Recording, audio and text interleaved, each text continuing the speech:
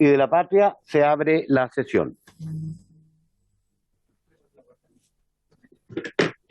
El acta de la sesión 259 queda reglamentariamente aprobada. La señora secretaria dará lectura a la cuenta. Gracias, presidente. Se han recibido los siguientes documentos. Oficio ordinario 638 del director nacional del SENDA, mediante el cual, de acuerdo con lo dispuesto en la ley 21.289 de presupuesto del sector público año 2021, glosa 05, partida 05, capítulo 09, programa 01, al 30 de junio de 2021, informa sobre los resultados de las intervenciones y las entidades contratadas. Oficio ordinario 647 del director nacional del SENDA, mediante el cual, conforme a lo dispuesto en la ley 21.289, presupuesto del sector público, año 2021, glosa 05, segundo trimestre 2021, partida 05, capítulo 09, programa 01, informa sobre los lineamientos definidos para la asignación de los recursos del programa, adjuntando copia de los convenios que se han celebrado para su ejecución.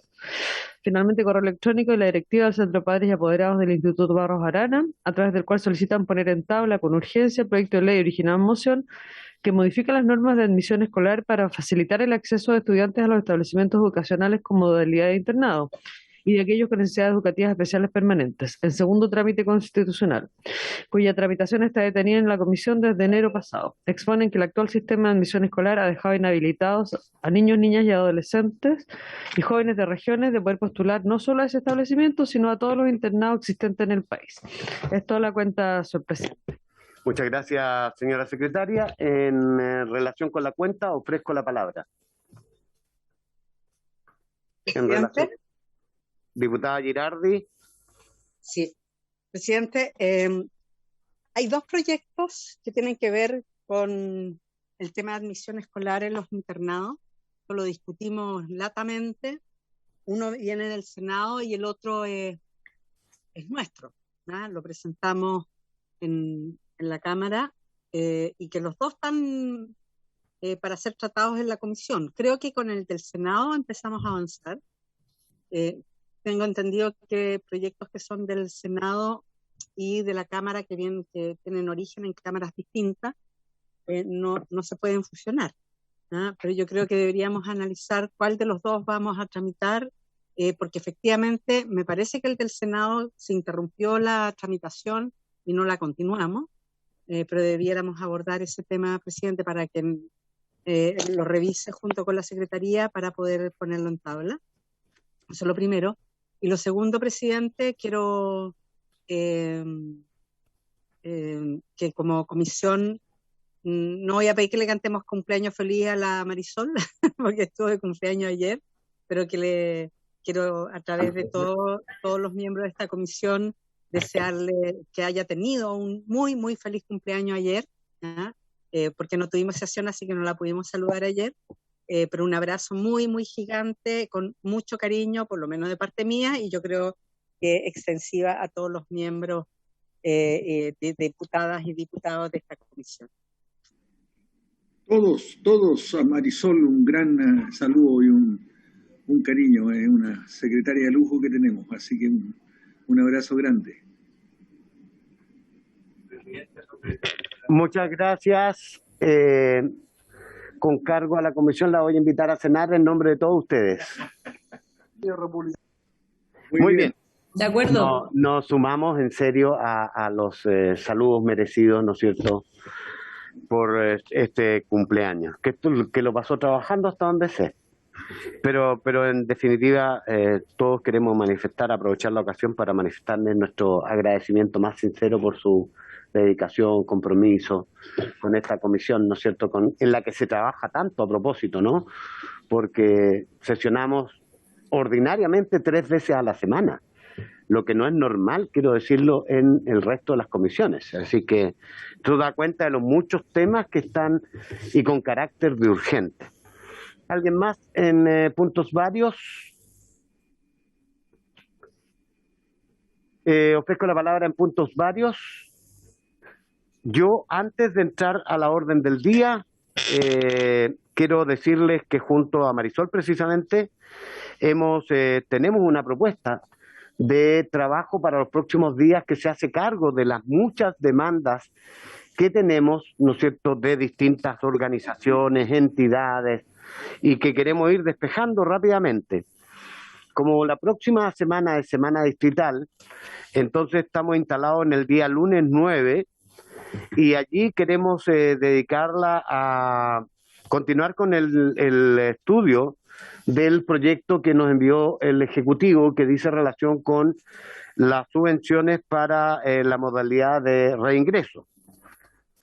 Y tenemos los invitados y está todo definido. El día martes 10 de agosto queremos votar ese proyecto porque no podemos seguirlo postergando, porque si no retrasamos todas las otras cosas que nos están pidiendo. El jueves, el martes votaríamos entonces en particular el proyecto. El día jueves 12 de agosto queremos recibir en audiencia a la alcaldesa de Quinta Normal, que nos viene solicitando desde hace bastante tiempo venir a la comisión para hablar y exponer sobre la deplorable situación que está la infraestructura de los establecimientos que ella administra, que es un tema que por lo demás se da en muchos otros municipios. Y una denuncia sobre el servicio de educación pública de Puerto Cordillera, que también nos han solicitado. Entonces allí ocuparíamos ese día jueves. Para la semana siguiente, que es el lunes 16 de agosto, queremos iniciar la tramitación de otro proyecto que nos están exigiendo mucho, y diputados acá, como el diputado Rodrigo González, que es el que prorroga la vigencia de la ley 19.648, que se plantea el tema de la titularidad, ¿no es cierto?, de aquellos profesores que llevan mucho tiempo a contrata y que cumplen. Es prorrogar la ley que ya aprobamos antes y que queremos allí discutirlo con el subsecretario de Educación, presidente del Colegio de Profesores, y el día martes dedicarlo también a la misma fin y en lo posible, ¿no es cierto?, votarlo lo más rápido posible, porque hay que tomar una decisión, lo apoyamos o no. Después hay un proyecto, el día martes, la votación en particular del proyecto que modifica la norma de admisión escolar para facilitar el acceso de estudiantes a los establecimientos educacionales en modalidad internado, que es exactamente el tema que ustedes están planteando. Nosotros con la secretaria ya en nuestra actitud proactiva lo teníamos en tabla, así es que dependerá de nosotros la velocidad. Urge, según el INBA, ¿no es cierto?, que lo hagamos luego porque ese proceso comienza, en el caso de los internados, rápidamente.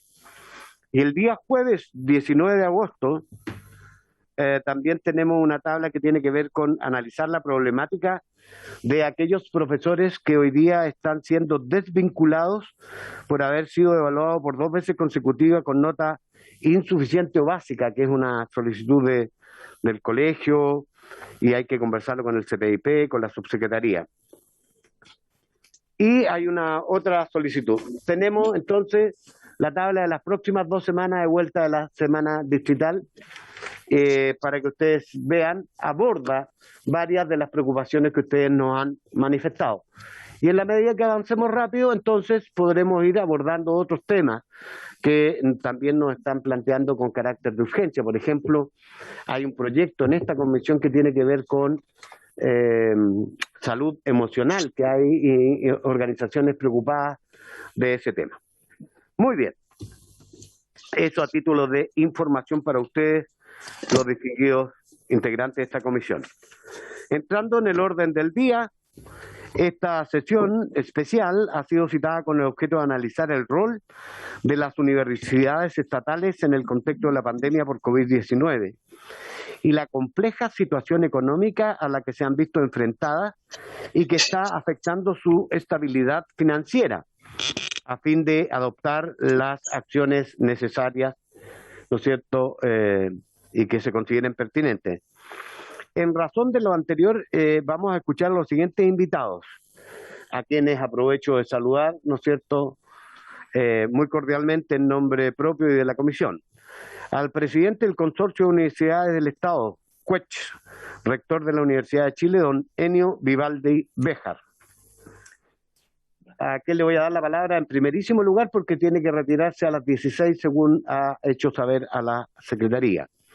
Al presidente de la Agrupación de Universidades Regionales, AUR, rector de la Universidad de Playa Ancha, don Patricio Sangüesa Vivanco, rector de la Universidad del Paraíso, don Osvaldo Corrales Jorquera, al rector de la Universidad Arturo Prat, sede al señor Alberto Martínez Quesada, quien es acompañado de la vicerrectora académica, señora Liliana Herrera Campos, y del vicerrector de Administración y Finanzas, don Ricardo Vázquez Quilodrán. También hemos invitado a esta sesión al señor subsecretario de Educación Superior, don Juan Eduardo Vargas Duarte. Lo acompaña su jefe de gabinete, la señora María Fernanda Barratí Aguad. A todos ellos y a todas ellas les damos la más cordial de las bienvenidas y de inmediato le ofrecemos la palabra al rector, don Enio Vivaldi. Muchísimas gracias. Un saludo muy afectuoso a todas y todos y feliz cumpleaños más un día para Marisol. ¿Voy a compartir pantalla, por favor?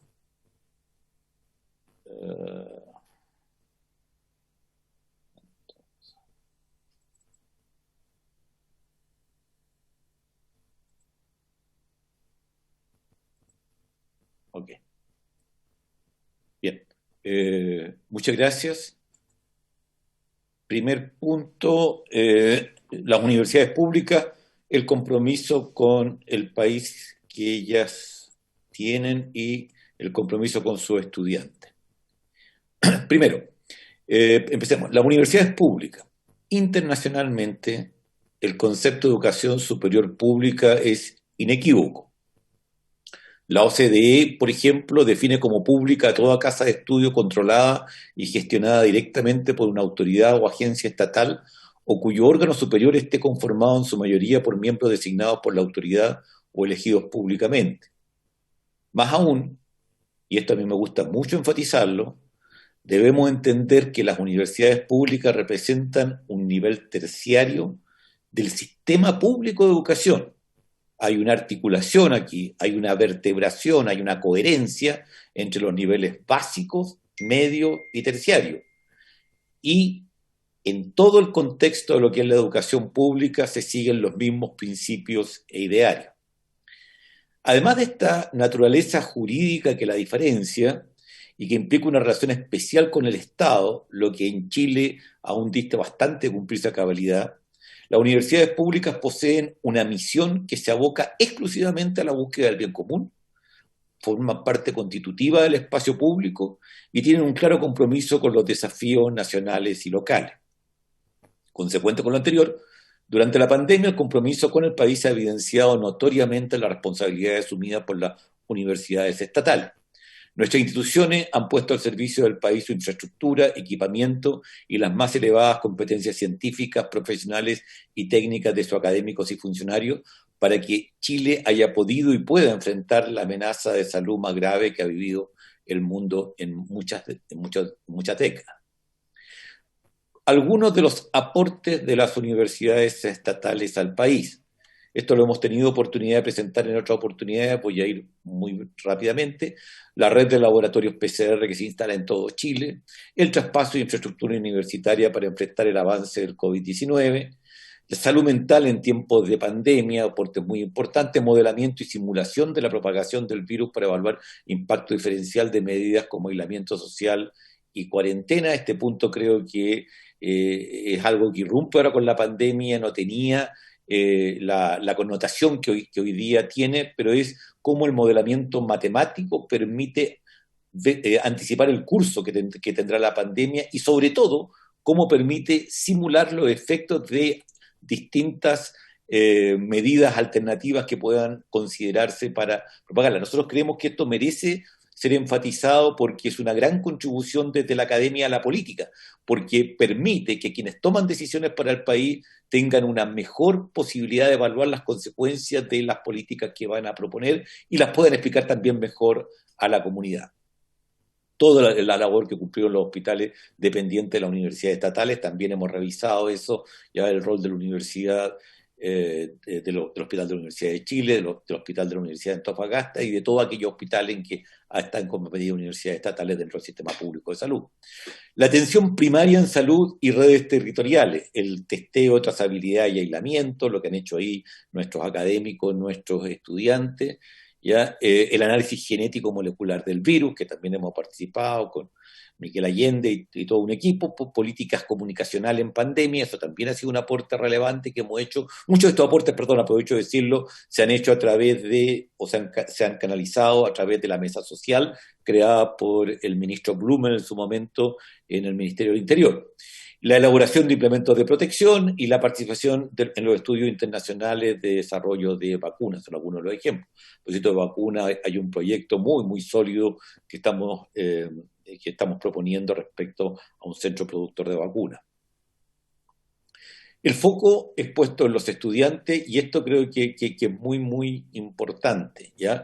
Nosotros quisiéramos hoy día focalizar el tema, sobre todo el tema financiamiento de las universidades, en el tema de qué está ocurriendo con los estudiantes. Acorde con el carácter público, las universidades estatales son especialmente sensibles a las dificultades que enfrentan sus estudiantes, ciudadanos que debiesen tener derecho a una educación gratuita y de la mejor calidad. Además del sello expresado en la docencia, lo público está presente en la interacción entre estudiantes de distintos lugares, procedencias sociales y experiencias. De esta forma, al interrumpirse dicha interacción, se producen problemas que van más allá de lo educativo o del individual. Por esta misma razón, el apoyo dado por las universidades estatales a sus estudiantes ha buscado ser integral.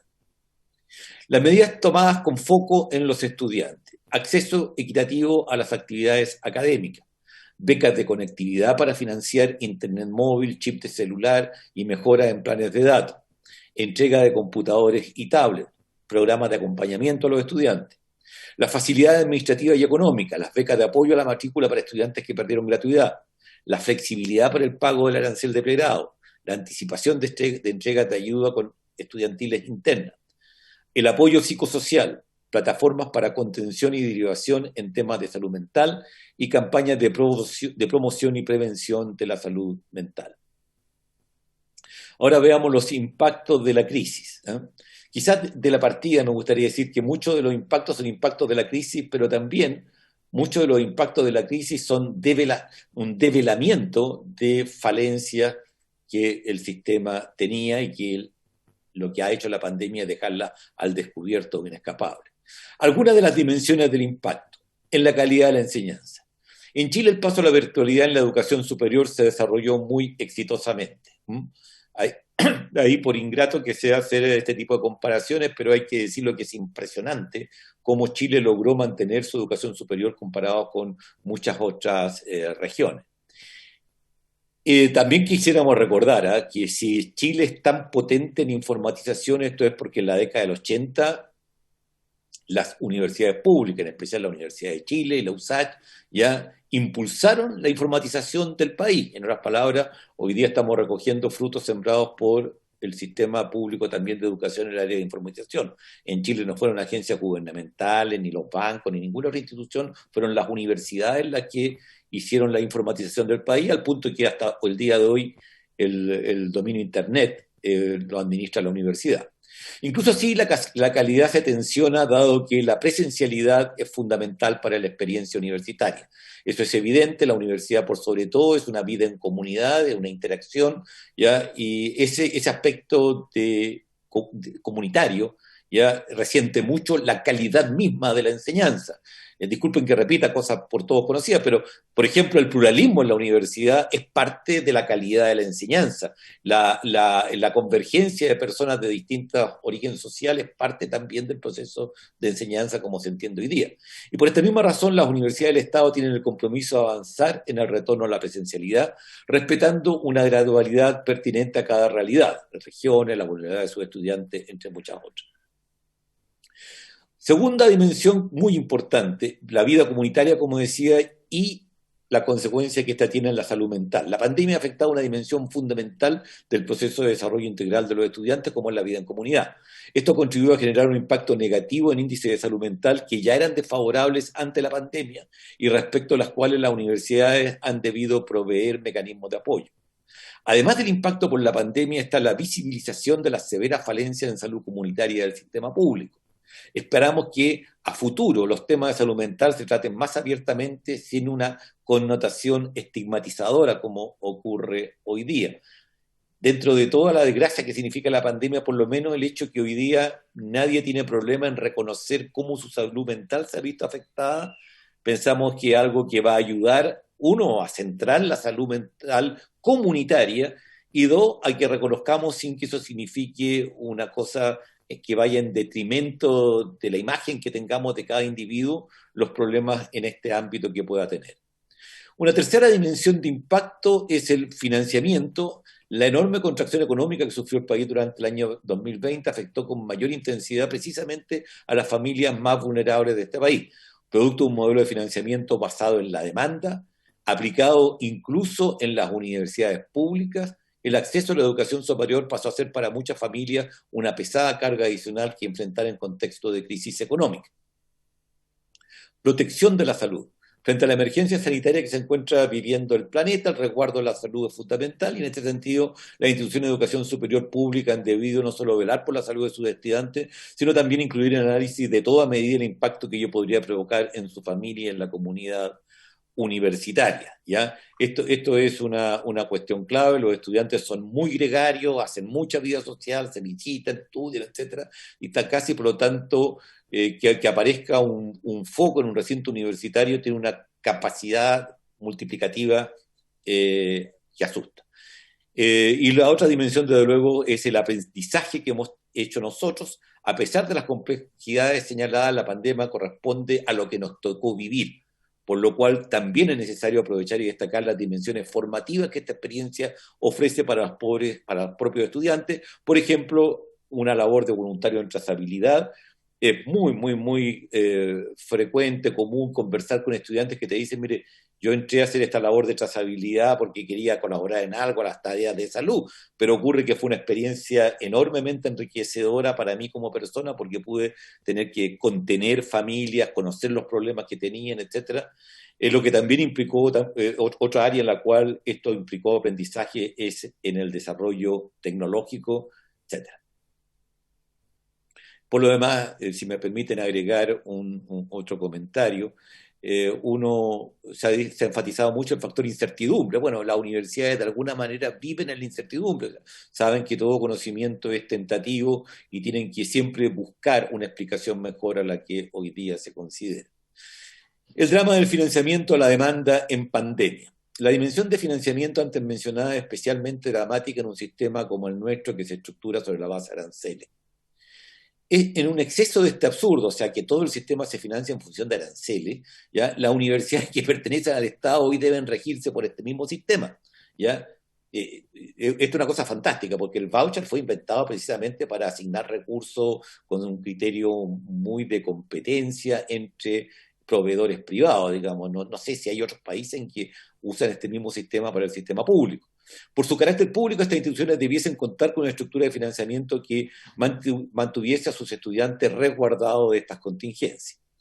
Es contradictorio que el Estado recurra a la lógica del voucher para financiar a sus propias universidades. Ellas debieran contar con aportes directos asignados por criterios de desempeño, pertinencia, logro y metas comunes, y desde luego la contabilidad, que se haga la accountability de lo que está ocurriendo.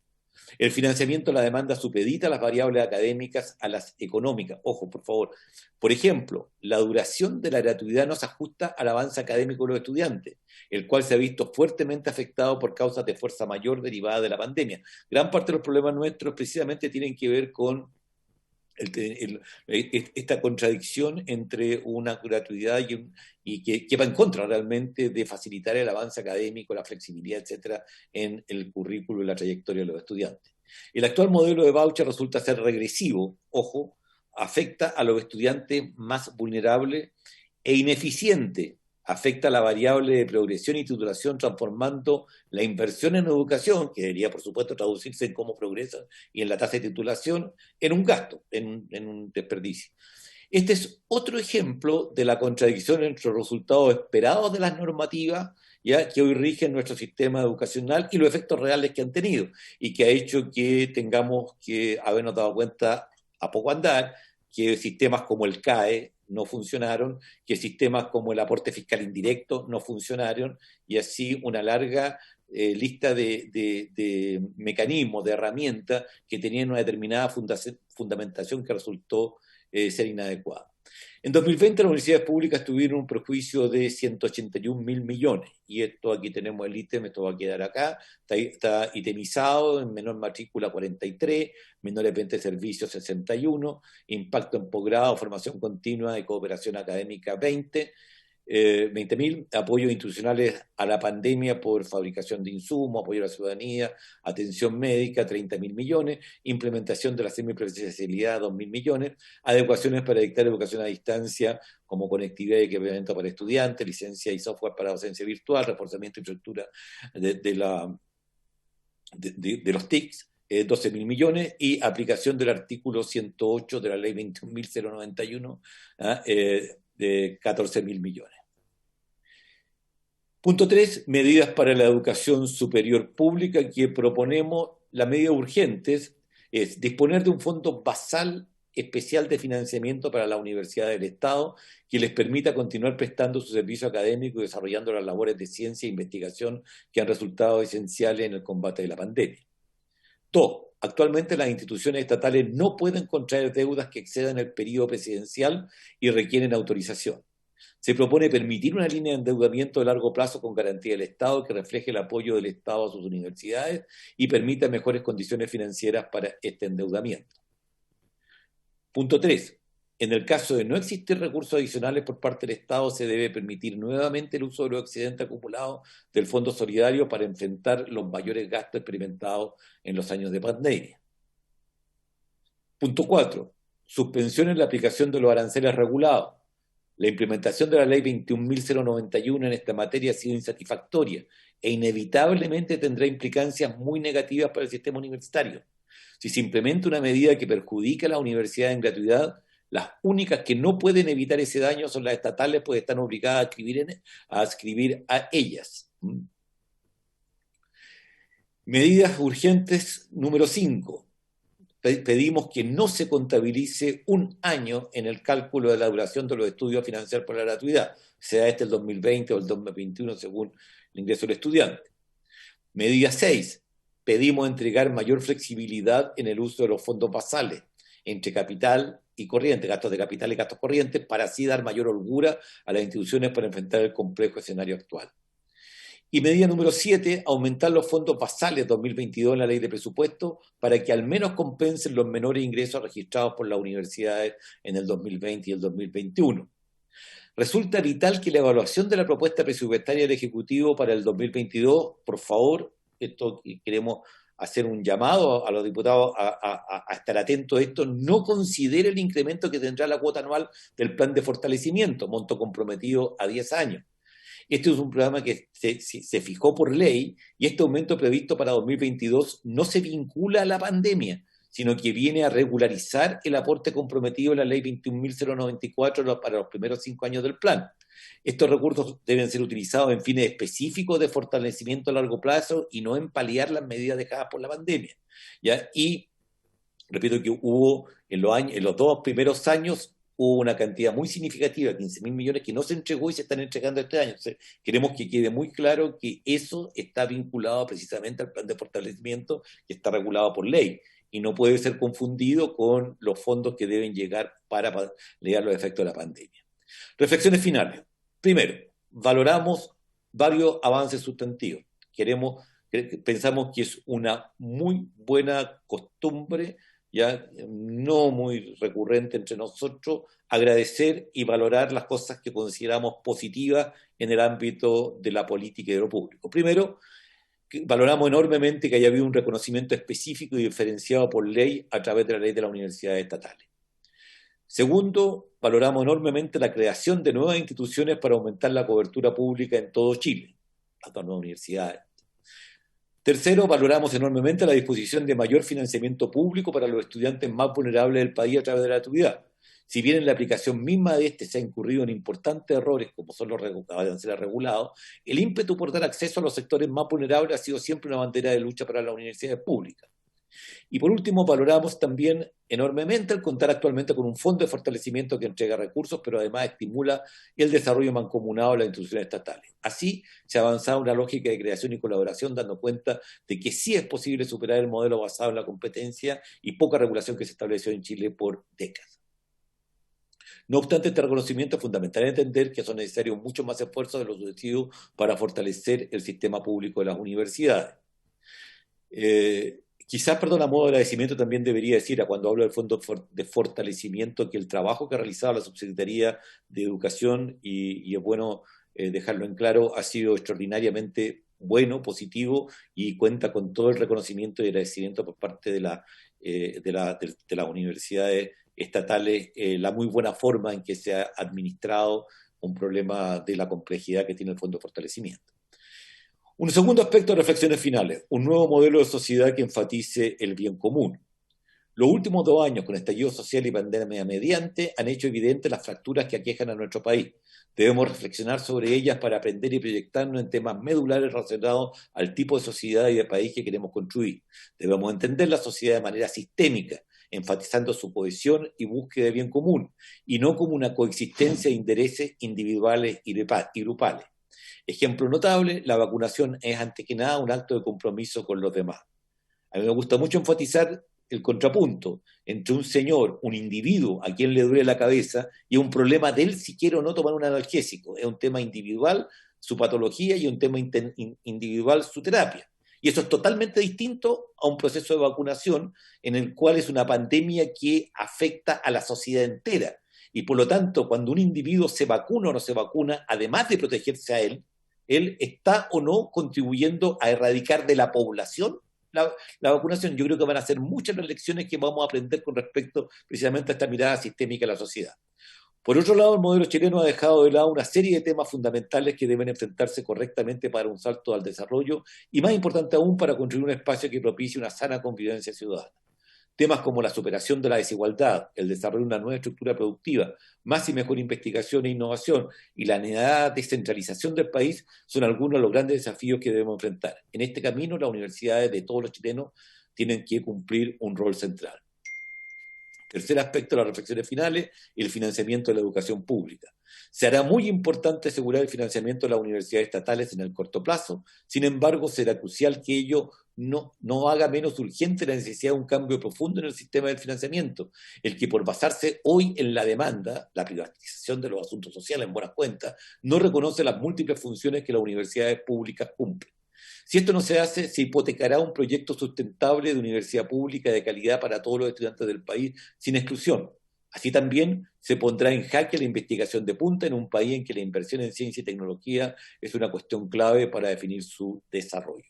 Muchísimas gracias por la atención dispensada. Muchas gracias, rector Vivaldi. A continuación, quiero ofrecerle la palabra al rector de la Universidad de Valparaíso, don Osvaldo Corrales Jorquera.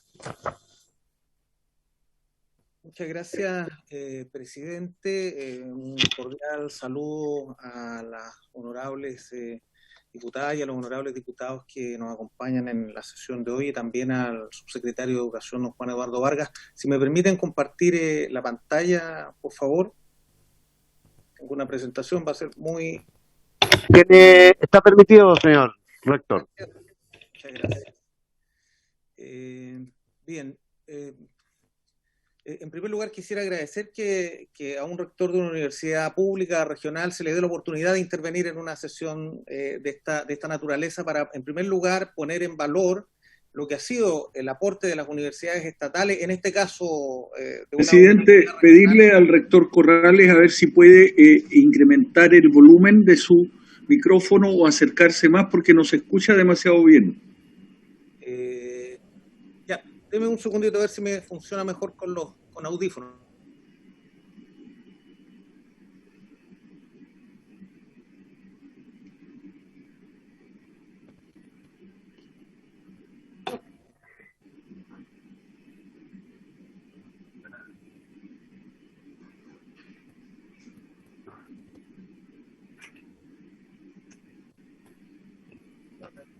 ¿Hacemos una prueba, rector?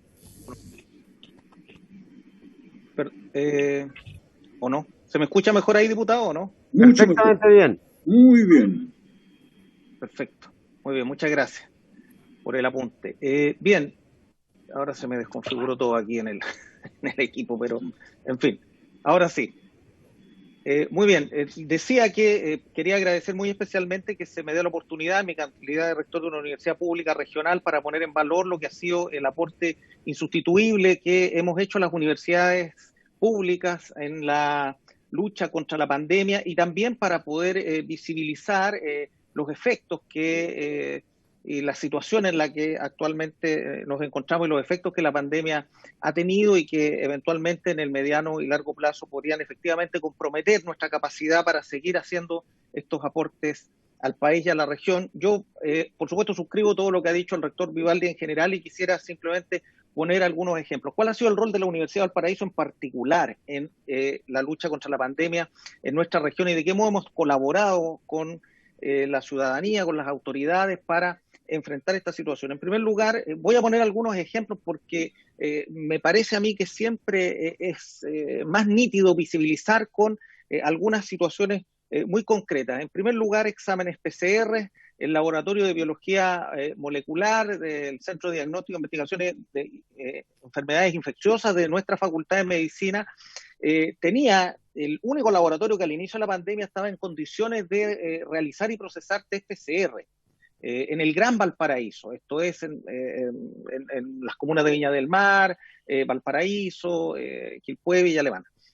Nosotros a la fecha hemos realizado más de 35.000 PCRs en ese laboratorio, la mayor parte de ellos orientados al servicio público, ¿sí? Al personal sanitario de los hospitales, de los CEFAM que ha estado en la primera línea. Nuestro laboratorio ha estado realizando esos exámenes PCR hasta el día de hoy y han trabajado incesantemente, incluso los fines de semana, nuestro personal en esa tarea tan importante para enfrentar y poder contener la pandemia. Luego, en segundo lugar, hemos apoyado el proceso de vacunación desde el principio. En la actualidad la Universidad de Valparaíso posee dos vacunatorios, uno en la comuna de Valparaíso, en dependencia de nuestra Facultad de Ciencias Sociales y asociado a un CEFAM que es el Jean-Marie Terry, y el segundo, aunque parezca curioso, en la comuna de San Miguel, donde nosotros tenemos un muy importante campus universitario y que, como fuera informado el día de ayer por la radio Bio Bio, corresponde al mayor centro de vacunación de la zona sur de Santiago. Ambos vacunatorios cumplen un rol estratégico porque permiten disminuir la presión asistencial en los establecimientos de atención primaria. Además, hemos facilitado también dependencia de nuestra Facultad de Ciencias Sociales aquí en la comuna de Valparaíso para el tratamiento de pacientes oncológicos que hacen tratamiento ambulatorio en el Hospital Carlos Van Buren. Por supuesto, hemos participado a través de nuestro programa Gerópolis, un programa que tiene un amplio conocimiento aquí en la quinta región en la atención médica y en la vacunación de adultos mayores con dificultades de desplazamiento. Ahí hemos atendido un importante número de personas, 1.600 en la cobertura que tenemos hasta el día de hoy, y adicionalmente el programa Gerópolis capacitó a 200 trabajadores y trabajadoras de establecimientos de larga estadía para adultos mayores en materia de cuidado y prevención del SARS-CoV-2. Luego, una cosa que no es tan conocida, pero que sin embargo ha sido clave en el manejo nacional, un aporte que nuestra universidad, una universidad pública regional, ha hecho a nivel nacional, es el desarrollo de este software que es conocido por todos, pero que probablemente no todos y todas saben que fue desarrollado en la Universidad de Valparaíso, que es el EpiVigila. El EpiVigila surge en 2018 a partir de un proyecto FONDEF de una profesora nuestra, la doctora Carla Taramasco, de la Escuela de Ingeniería Civil Informática, que entonces trabaja en el primer software para la vigilancia de las enfermedades de notificación obligatoria, que en ese momento se denominó Raveno. Ese era el software que estaba disponible en 2020 cuando se hace necesario empezar a hacer seguimiento y notificación de los pacientes que estaban infectados con SARS-CoV-2, y a partir de él entonces es que nace este programa que hoy día conocemos como EpiVigila y que se usa para la vigilancia hasta el día de hoy epidemiológica de la pandemia y que sigue siendo administrado por nuestra universidad al alero de nuestra Vicerrectoría de Investigación e Innovación. Quiero decir que este es un desarrollo muy relevante porque significó escalar un programa que estaba pensado para entre 70 y 80 casos diarios a un sistema que tenía que ser capaz de procesar 5, 6, 7 y hasta 8.000 casos diarios, y eso por supuesto ha significado escalar este programa y es un esfuerzo no menor que se ha dedicado a este punto. Por cierto, no sin tropiezos, pero yo quiero decir que efectivamente no había otro programa disponible en ese momento que no fuera este programa que ya venía siendo trabajado con el Ministerio de Salud desde el año 2018. También hemos hecho un aporte en materia de trazabilidad bien importante. Habilitamos en dependencia de nuestra Facultad de Ingeniería, ahí ven ustedes una foto, un centro de trazabilidad donde se incorporaron más de 90 estudiantes de último año de odontología para los efectos de realizar seguimiento de personas infectadas. La estrategia de testeo, trazabilidad y aislamiento era una estrategia crítica para la contención de la pandemia, y nosotros hemos participado en dos de esos aspectos, que era el testeo y la trazabilidad, y por cierto también, como he dicho antes, en el proceso de vacunación. También nuestro laboratorio CERTEMET evaluó los ventiladores mecánicos que llegaban a Chile de modo que cumplieran con las normas de seguridad y desempeño que exigen los estándares internacionales para que pudieran efectivamente servir al propósito de salvar vidas. El CERTEMET tomó una muestra aleatoria de 47 ventiladores mecánicos de los que habían sido adquiridos por Senabas y los evaluó para los efectos, les insisto, de certificar el cumplimiento de esos estándares. También hemos trabajado en la búsqueda activa de virus a través de nuestro centro de microbioinnovación, dependiente de la Facultad de Farmacia, que en dos convenios, en uno con el Metro Regional de Valparaíso, evaluó de la presencia del virus SARS-CoV-2 en los vagones del metro, y en otro convenio con la empresa ESVAL también hizo la misma evaluación buscando la concentración del virus en aguas servidas de la comuna de Valparaíso. Hemos hecho varios otros aportes. Yo quiero ser muy breve, por cierto. En primer lugar, fuimos responsables, ¿no es verdad?, nuestra Escuela de Medicina, de supervisar durante 2020 la aplicación en la región de Valparaíso de los ensayos clínicos de la fase 3 para la vacuna Coronavac, que es la que se ha utilizado masivamente en la estrategia de vacunación. Nuestros investigadores del Centro de Modelamiento de Fenómenos Aleatorios han participado en la mesa de datos, especialmente formulando modelos predictivos para poder anticipar los efectos de las cuarentenas. La universidad lideró una campaña que llamamos Makers por Valparaíso para fabricar escudos faciales que fueron entregados al personal de salud pública de la quinta región en los inicios de la pandemia. Y en el mes de junio de este año, la unidad de genómica de la Facultad de Medicina presentó un proyecto al gobierno regional que estamos a la espera de que se apruebe para iniciar el proceso de secuenciación genómica del SARS-CoV-2 en Valparaíso. Es decir, poder identificar cuáles son las cepas que están circulando en Valparaíso en esta etapa.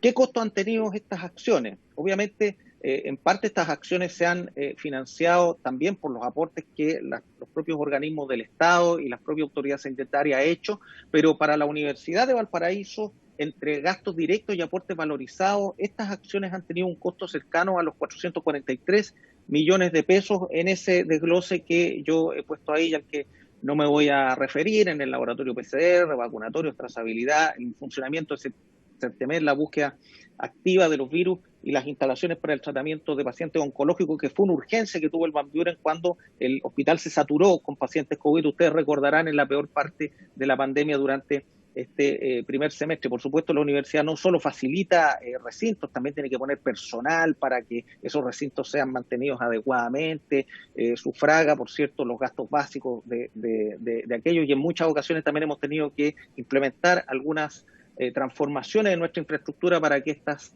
instalaciones puedan funcionar adecuadamente. Se refería el rector Vivaldi a los impactos que ha tenido la pandemia en el sistema de universidades. Por cierto, para la Universidad de Valparaíso esto no ha sido diferente. Todas estas acciones que yo les he relatado resumidamente en las láminas anteriores, las hemos hecho manteniendo el centro de nuestra actividad. Es decir, mientras hacíamos eso, también estábamos en el proceso de reconvertir la docencia a semipresencial, de transformar nuestras salas de clase en salas híbridas, de modificar nuestros espacios para que cumplieran con las normativas sanitarias. Para la Universidad de Valparaíso, ese conjunto de acciones han tenido un costo que supera los 1.000 millones de pesos, y eso se ha hecho en un contexto que resulta particularmente complejo porque, por supuesto, la pandemia también afectó nuestras actividades. Por ejemplo, tuvimos menores ingresos por conceptos de posgrado. Nosotros tenemos un posgrado muy fuerte y muy prestigioso en el ámbito de la odontología, que, como imaginarán, tuvimos que suspender por completo durante el año 2020, dado que el posgrado en odontología se hace con pacientes en sillones odontológicos, donde no es posible mantener el distanciamiento social, y en una situación de alto riesgo. Eso significaron más de 330 millones de pesos de menores ingresos. Luego también tuvimos un impacto en las ventas de servicios que nosotros hacemos en distintas facultades a través de laboratorios y otras unidades especializadas por más de 670 millones de pesos. Ya a eso se sumó los efectos de los menores ingresos por la aplicación del artículo 108, que está prevista en la Ley de Educación Superior, en la parte que regula la gratuidad. Esto es que cuando los estudiantes superan la duración teórica de sus carreras de pregrado, que típicamente son 10 semestres, o sea, 5 años, ya el sistema deja de financiarlo, y las universidades podemos cobrar durante ese primer año solo la mitad del arancel. Muchos estudiantes tampoco están en condiciones de pagar esa mitad del arancel, y eso significó menores ingresos el año 2020 por más de 1.200 millones de pesos.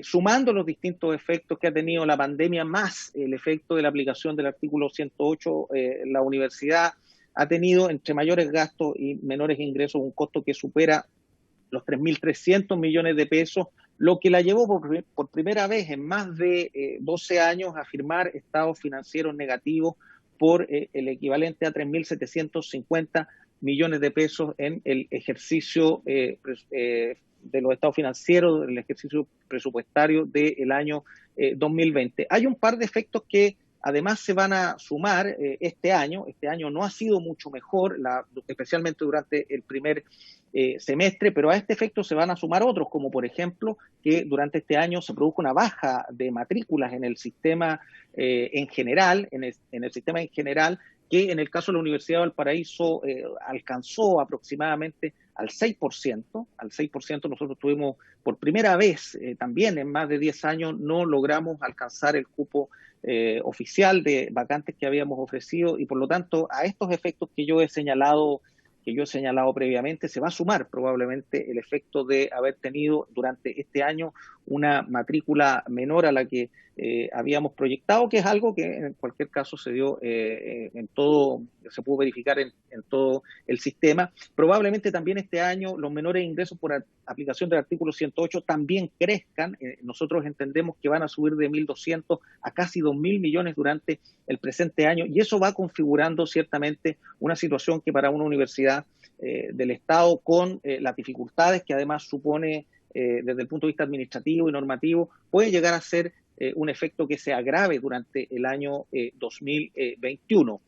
Esto ocurre también, y a mí me interesaba especialmente presentar esta lámina, también en un contexto donde enfrentamos inequidad en los aportes basales.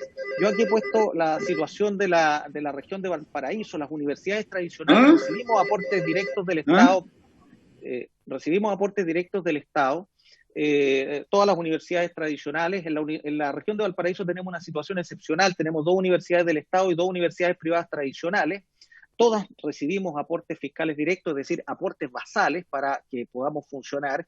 Y ahí ustedes ven cómo esos aportes están distribuidos. La Universidad de Playa Ancha, que es una de las universidades estatales, recibió en 2020 algo así como 3.400 millones de pesos por efecto de esos aportes basales. La Universidad de Valparaíso es la que viene a continuación con 4.400 millones que representan algo así como el 5% de su presupuesto.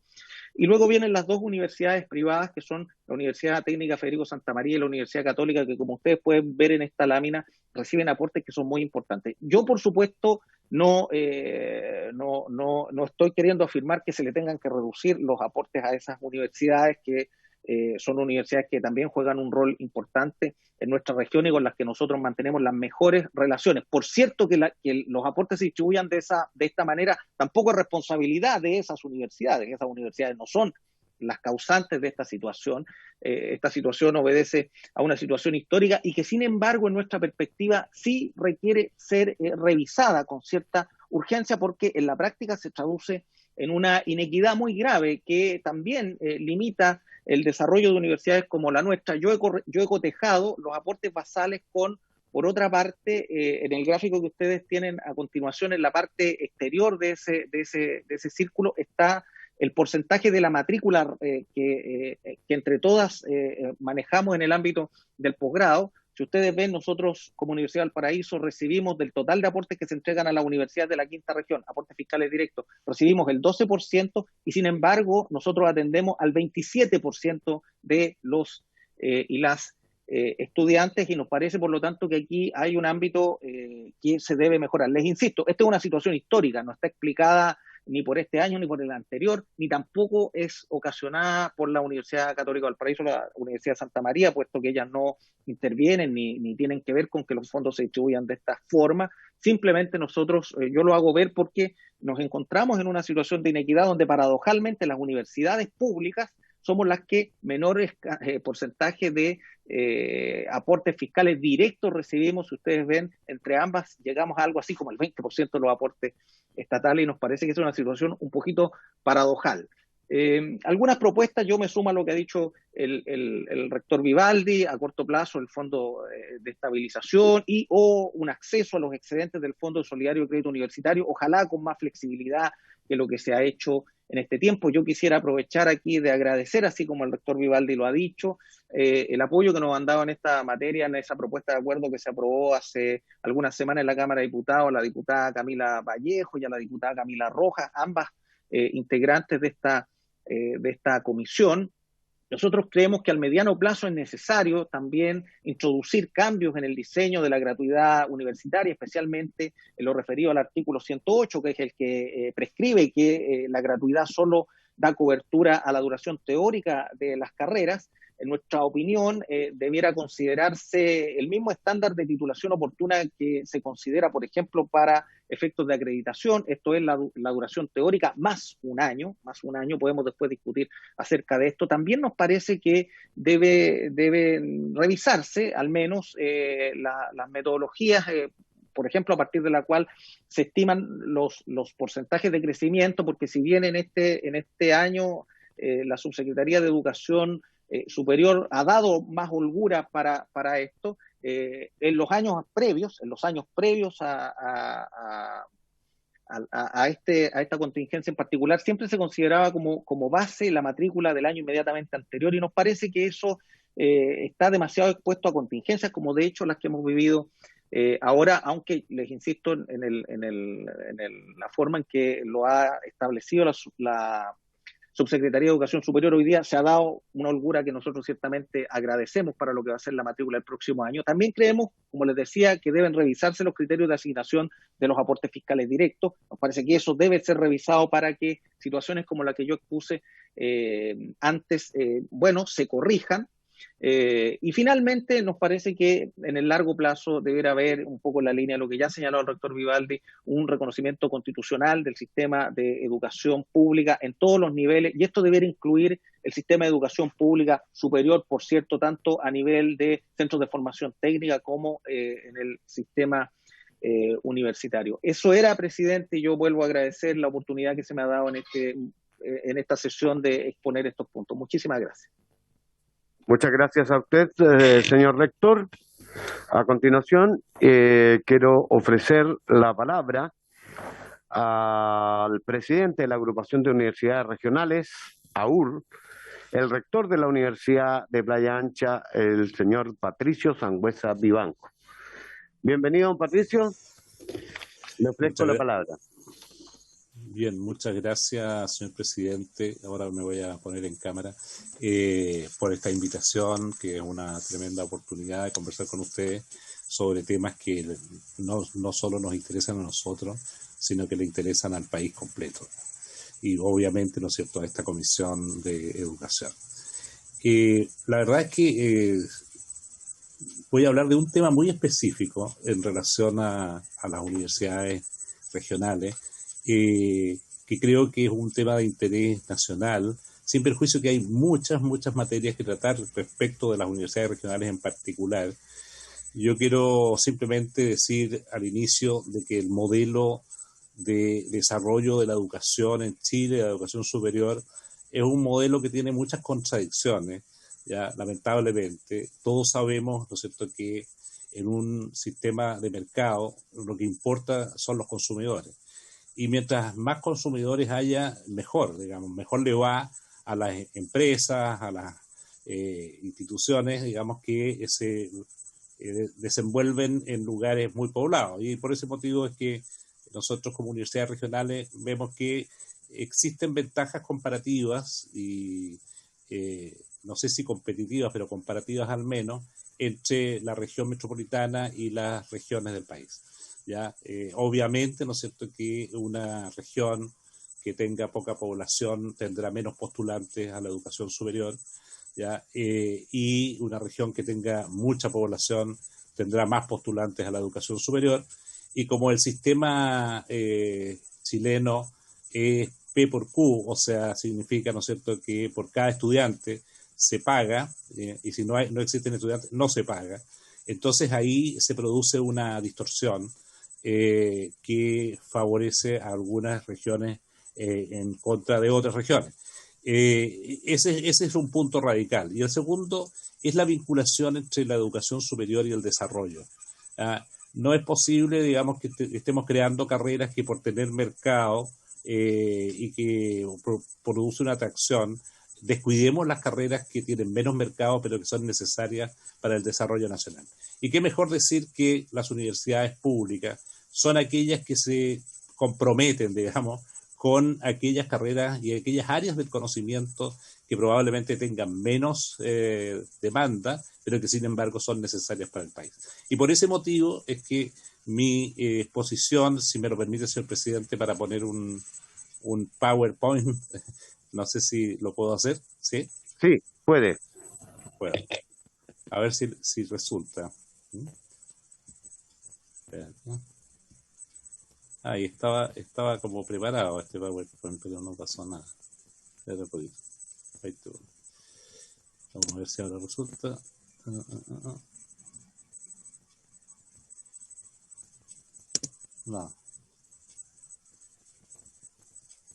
No resultó. Espérate un poquito. ¿Se escucha todavía o no? ¿Se escucha todavía? Sí, perfectamente bien. Lo que no se ve es el PPT. Eso es lo que no se ve. Ya, vamos a tratar de que se vea. A ver. Algo pasó que no se ve. Voy a ir un poquito atrás para que se vea. Ahí. Ahora sí.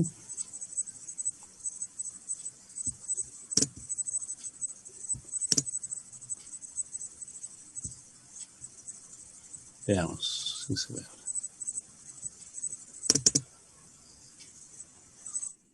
No, algo pasa que no se ve.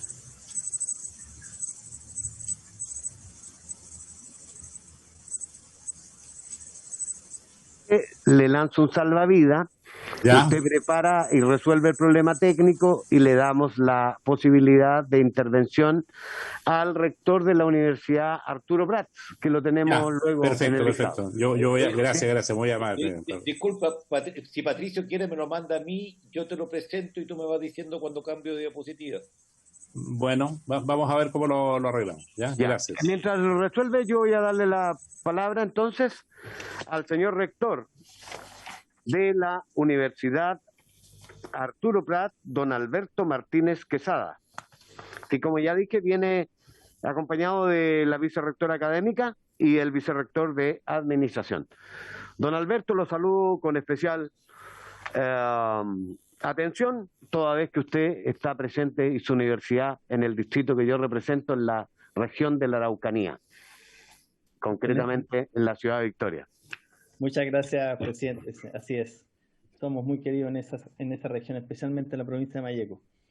Un saludo, presidente, diputadas, honorables diputados, subsecretario, su jefa de gabinete que nos acompaña, rectores presentes, profesionales y técnicos de la Cámara de Diputados, así como todas las personas que nos acompañan tanto en esta videoconferencia, así como a través del canal y las redes sociales.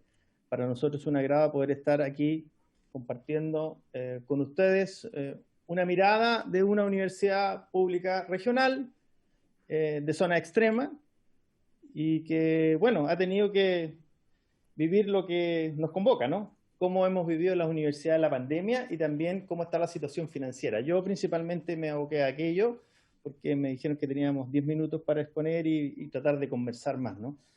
Así es que voy a ser muy breve en la primera parte. Bueno, ¿qué significó para nosotros una universidad en tiempos de pandemia?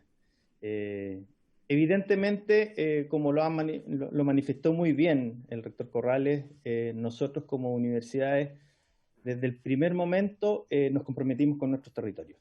Desde el primer día pusimos a disposición de la comunidad los recursos físicos, equipamiento y capital humano para esta lucha de esta pandemia. Pusimos laboratorios, nos integramos a la red nacional de laboratorios para análisis, tenemos vacunatorio hace bastante tiempo de COVID, así como también de la influenza.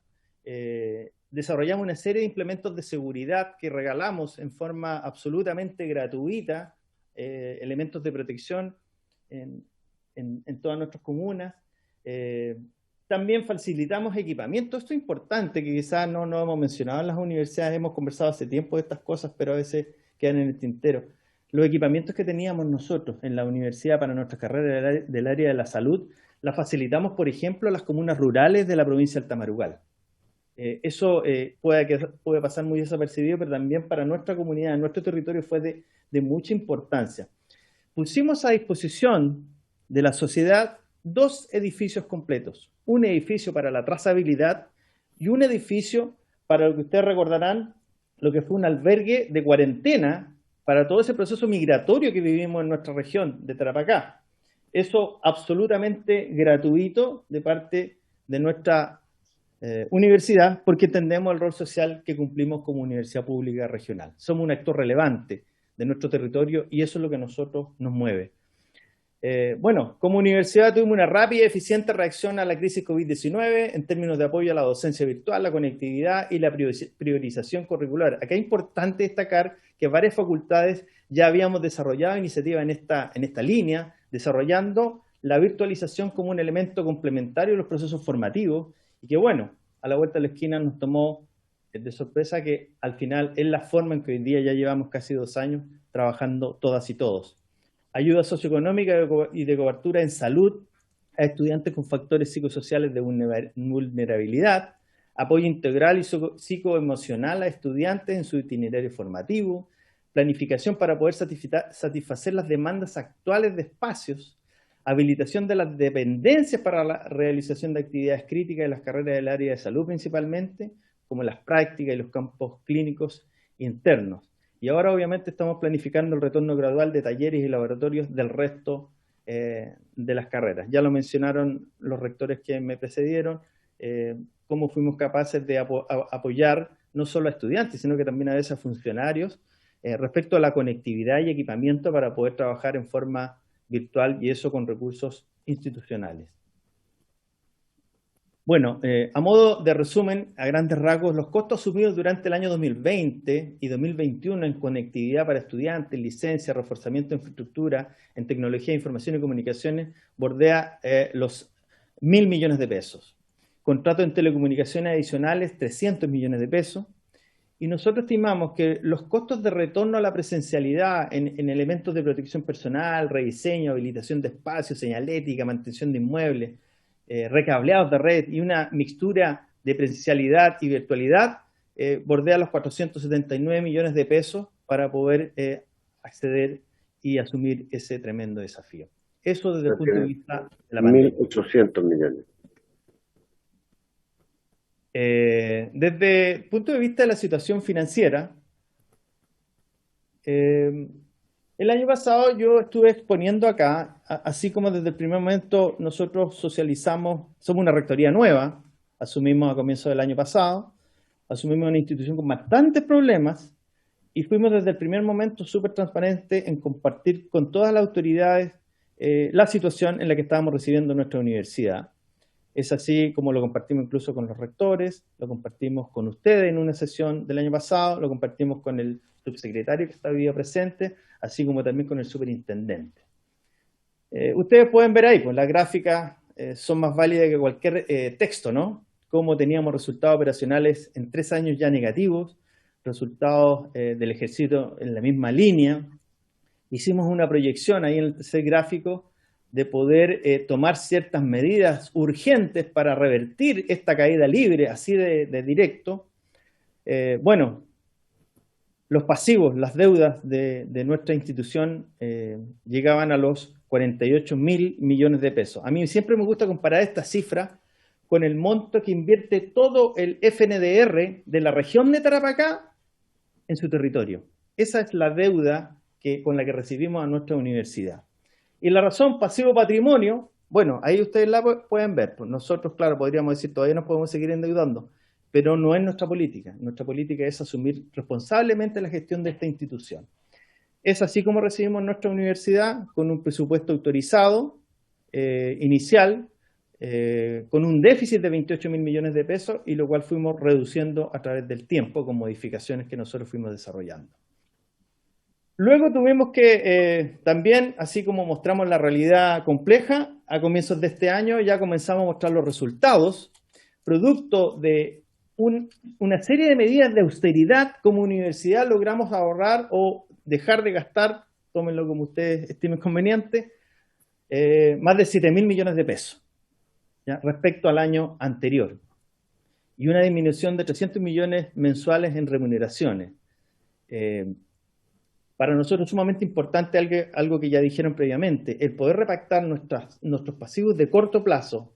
A largo plazo va a ser un balón de oxígeno que nos va a permitir mirar el futuro con mayor tranquilidad, y para eso estamos trabajando. La realización de un plan de reducción de arriendos, teníamos muchos arriendos como universidad, los fuimos eliminando y hoy en día tienden a la más mínima expresión. Y también seguimos con la política del año 2020, para este año tampoco estamos pensando en tomar endeudamiento. Así todo fuimos rebajando nuestros endeudamientos como institución. Ahora, tuvimos que enfrentar esta situación con una reestructuración compleja, dolorosa, pero importante destacar que fue participativo. Esta no fue una reestructuración que se hizo a puertas cerradas, a espaldas de la comunidad, producto de un equipo directivo. No, esto se hizo con la comunidad, se construyeron la forma en que se iba a desarrollar y se socializó permanentemente en los diferentes cuerpos colegiados. Por eso yo abajo muestro, para que ustedes se den cuenta, cómo los cuerpos colegiados, como el Consejo Académico, genera una actividad bastante fuerte en el año 2020, a diferencia de los años previos, así como la honorable Junta Directiva. Yo creo que tengo una Junta Directiva de lujo, donde efectivamente los 9 miembros de esa Junta Directiva están muy comprometidos con el desarrollo de la institución. Aparte de esas gráficas que se muestran ahí, donde han participado activamente en toda la toma de decisiones, también ellos tienen comités y comisiones que trabajan permanentemente, adicionalmente a aquello. Hemos tenido que asumir como institución en los pagos fraccionados a las rentas, y de a poco hemos ido estabilizando esa situación y esperamos que en los próximos meses ya eso sea una historia del pasado. Como lo dije anteriormente, esto fue estamos buscando una gestión participativa, realista, viable y necesaria, que efectivamente dé subsistencia a la situación grave que teníamos, sino que vernos como una institución viable en el tiempo. Y por supuesto, como lo decía anteriormente, hemos adoptado una política de rendición de cuentas permanente en los cuerpos colegiados. Hoy en día todos los consejos académicos de nuestra universidad son grabados y son subidos a la intranet, cosa que todos los 3 estamentos puedan verificar todo lo que se conversa y la toma de decisiones que tiene nuestra institución. Bueno, ¿y cuáles son los resultados? Aquí ustedes pueden ver que las medidas permitieron efectivamente detener la caída libre y efectivamente el resultado fue mucho mejor que el que nosotros teníamos proyectado. Esperamos que este 2021 nos podamos acercar a cero, no vamos a ser tan ambiciosos de decir no, va a estar en cero, pero sí, ese es nuestro desafío y para eso estamos trabajando como institución. Los resultados del ejercicio de la misma manera, ustedes pueden ver cómo se quebró la tendencia a la caída libre y hoy día podemos ver con mayor tranquilidad nuestra institución y poder enfrentar el proceso de acreditación de mejor manera, dando tranquilidad a los pares evaluadores de que efectivamente esto no son promesas, estos son hechos concretos, con cifras que no mienten, sino que son el resultado de un trabajo mancomunado. Acá hay otra gráfica que es bastante contundente, que nos muestra cómo recibió una institución que tenía remuneraciones mensuales por más de 1.570 millones mensuales, hoy día bordean los 1.200 millones de pesos. Es decir, el esfuerzo institucional ha sido realmente notable y yo aprovecho este espacio para agradecer a toda mi comunidad, a los 3 estamentos, por cómo asumimos en forma conjunta este tremendo desafío que teníamos. Ahora, obviamente, en este contexto, que fuimos invitados a 4 universidades del Estado, también yo me tengo que hacer cargo de lo que hemos estado discutiendo permanentemente en el año y medio que llevo como rector, ¿ya?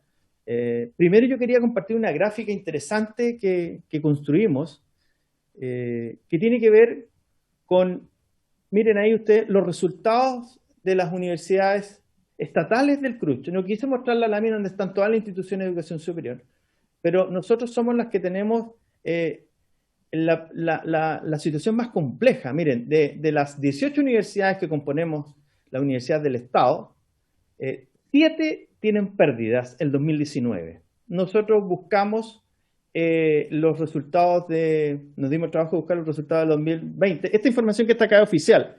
La del 2020 la construimos nosotros, pues pudimos corroborar que se mantienen 7 universidades con resultados negativos. Eso significa que el 38,9, es decir, el 40% de nuestras universidades tienen resultados de pérdidas. Es más, si podemos hilar un poquito más fino, tenemos solo 7 universidades que están por sobre la barrera de los 500 millones positivos, es decir, somos 11 universidades que estamos en situaciones bastante complejas, es decir, por menos de los 500 millones de pesos como resultado o negativo. Entonces creo que esta gráfica también ayuda bastante a poder dimensionar la realidad que estamos viviendo como universidades del Estado. Bueno, ya lo dijo el rector Vivaldi, el rector de la Universidad de Valparaíso también lo mencionó. Nosotros como Universidad del Estado buscamos elementos como esto, ¿no es cierto? Un recurso para la estabilización de nuestras universidades públicas respecto a las pérdidas que hemos experimentado, así como los gastos que van a implicar el regreso a la presencialidad. Una nueva autorización de uso de excedentes del Fondo Solidario para el presupuesto 2022. Lo hemos discutido bastante y lo seguimos discutiendo también en el CRUCH con el subsecretario, el tema del cálculo de vacantes y los aranceles regulados, que a nosotros nos tienen muy complicados y que ya lo explicaron también los rectores que me precedieron. Y también que no se contabilice el 2020 para calcular la duración de las carreras, por lo que ya se explicó también, ¿no? El tema de la gratuidad. Una vez que termina el periodo de duración de la carrera, las universidades pasan a ser deudores solidarios con los estudiantes y tenemos que asumir esos costos de la gratuidad. Ahora, bien, finalmente, ¿cuál es la mirada de una universidad como la nuestra, una universidad regional de zonas extremas? Nosotros ofrecemos carreras que no son rentables. En esta dinámica que planteó el rector Vivaldi, en esta lógica de mercado, nosotros ofrecemos carreras en regiones como la nuestra, que está a 2.000 kilómetros de la capital, que jóvenes que no tienen la posibilidad de emigrar o que simplemente no quieren migrar puedan quedarse en su región estudiando. También estamos en Malleco, jóvenes que están en la provincia de Malleco que puedan estudiar desde ahí y no tengan que desplazarse. Y nosotros somos capaces de ofrecer ese tipo de carreras a jóvenes que también llegan con ciertas condiciones de entrada a esos jóvenes tenemos que nivelarlos y formarlos como profesionales tan competitivos como el resto de las universidades. Nosotros generamos conocimiento y nos vinculamos con nuestro territorio de acuerdo a las reales necesidades del territorio. Y esto obviamente no es rentable. Por lo tanto, las universidades regionales de zona extrema y en general las regionales asumimos estos desafíos con mucho amor, con mucho cariño, con mucho compromiso. Bueno, los valores de aranceles regulados es una permanente discusión. Nosotros observamos y consideramos que no consideran los costos de investigación y de vinculación con el medio elementos sumamente importantes en regiones. Yo quiero recalcar eso. El rol de las universidades estatales en regiones es sumamente relevante. Somos actores relevantes en el territorio. Como lo dije anteriormente, bueno, debemos financiar lo que no cubre la gratuidad. Hay un elemento importante que yo quiero también destacar, que como zona extrema, principalmente lo hemos discutido mucho con el rector de la Universidad de Tarapacá, el rector de la Magallanes, la rectora de la Universidad de Aysén, el cómo, por ejemplo, una decisión que en algún momento se tomó de que las universidades debían traspasar la gente honorario a contrata, ¿ya? Para nosotros como universidad nos va a significar anualmente más de 1.200 millones de pesos. El rector de la UTE me planteaba que para él le significan 1.500 millones de pesos, que es todo el fondo de fortalecimiento que el ministerio le entrega. Ese es el equivalente del esfuerzo, porque nosotros en zona extrema además tenemos que pagar una serie de beneficios por estar, valga la redundancia, en zona extrema. Y entiendo que la Universidad de Magallanes es aún más complejo este costo que va a tener que asumir. Para nosotros como universidades, en esta dinámica, en esta lógica de este sistema educacional competitivo, no solo competimos por los estudiantes. Es importante que ustedes entiendan que también competimos por el capital humano, por las y los profesores, investigadores, científicos que nosotros queremos captar en nuestras universidades. Y en la zona extrema se nos dificulta bastante el poder captar, retener ese capital humano y formar los claustros que nos permitan generar primero el conocimiento y también, obviamente, los posgrados necesarios en nuestro territorio. Vuelvo a insistir, para nosotros ha sido clave el que se autorice la repactación de pasivos de corto a largo plazo, que nos va a permitir mirar con mayor tranquilidad la viabilidad institucional nuestra. La última lámina guarda relación con que nuestras universidades, más que tener una relación política con los gobiernos regionales, es una relación estratégica. Ya lo ven ustedes, nosotros como universidad fuimos capaces, en forma desinteresada, de facilitar 2 edificios grandes, estamos hablando de edificios que tienen más de 5.000 metros cuadrados construidos, y ponerlo a disposición de su región. Y eso a costo cero para el Estado durante la lucha de la pandemia. Y eso habla de una universidad comprometida con su territorio. Tenemos también un sistema de educación superior que estandariza y no particulariza. Una región extrema no puede ser medida con los mismos indicadores que una universidad grande, una universidad de la región central o de la región metropolitana. Eso nosotros no nos cansamos de repetirlo. La universidad regional, en particular la de zona extrema, vivimos realidades absolutamente adversas respecto al bajo aporte estatal. Y eso es una demanda histórica. Es algo que desde que yo fui estudiante de esta misma universidad, la gente lo expresaba. Y por otro lado tenemos comunidades con mucha expectativa de su universidad, lo que pueda aportar su universidad, y también, como lo dije anteriormente, asimetrías formativas, que por lo tanto nosotros tenemos que nivelar y posteriormente formar y transformarlo en profesional absolutamente competente. También en la misma línea, la acreditación considera métricas de evaluación homogénea. Eso se entiende, ¿no? Que lo que se busca es la homogeneidad, la imparcialidad, pero hay que entender de que la diversidad regional también tiene que tener su medida como corresponde. Nuestros ingresos son variables, ¿ya? Pero sí tenemos costos fijos y crecientes. Y las nuevas exigencias del sistema a nosotros obviamente nos está requiriendo de mayores recursos en este tránsito a la complejidad, en este tránsito a obtener cada vez mejores procesos de acreditación institucional. Es decir, nosotros sentimos que cada vez se nos exige más, que está bien, pero eso quizás no va acompañado con los ingresos a la baja, y eso lo reiteran permanentemente los rectores de la Universidad del Estado, que los ingresos también han ido a la baja, como lo mostré en las láminas que expuse hace un momento atrás. Es importante, insisto, en que se definan aportes basales a la Universidad del Estado para poder financiar nuestra operación y desarrollo de futuro. Y finalmente yo voy a mostrar una lámina, que me van a disculpar la sinceridad, pero este es un sentimiento. Rector, ¿sí? está largamente excedido en el tiempo, así que le ruego. Con esto termino. Le pido disculpas en esta última lámina, que va a ser desde la sinceridad. Voy a hablar con el corazón. Como universidad pública regional de zona extrema, en un sistema que es un sistema que ha ido debilitando la posición de la universidad estatal, especialmente la zona extrema. Pero hemos sido capaces de asumir y cumplir nuestro rol como una universidad de manera responsable y comprometida. Pero aspiramos efectivamente que el Estado asuma la demanda histórica de sus universidades. Esto no es ahora, no es de un gobierno, de dos gobiernos, es una demanda histórica, desde cuando yo era estudiante. Y más aún, en una región tan rica en recursos naturales, tenemos servicios públicos precarizados. Eso es lo que yo quería compartir con ustedes. Muchas gracias por el tiempo.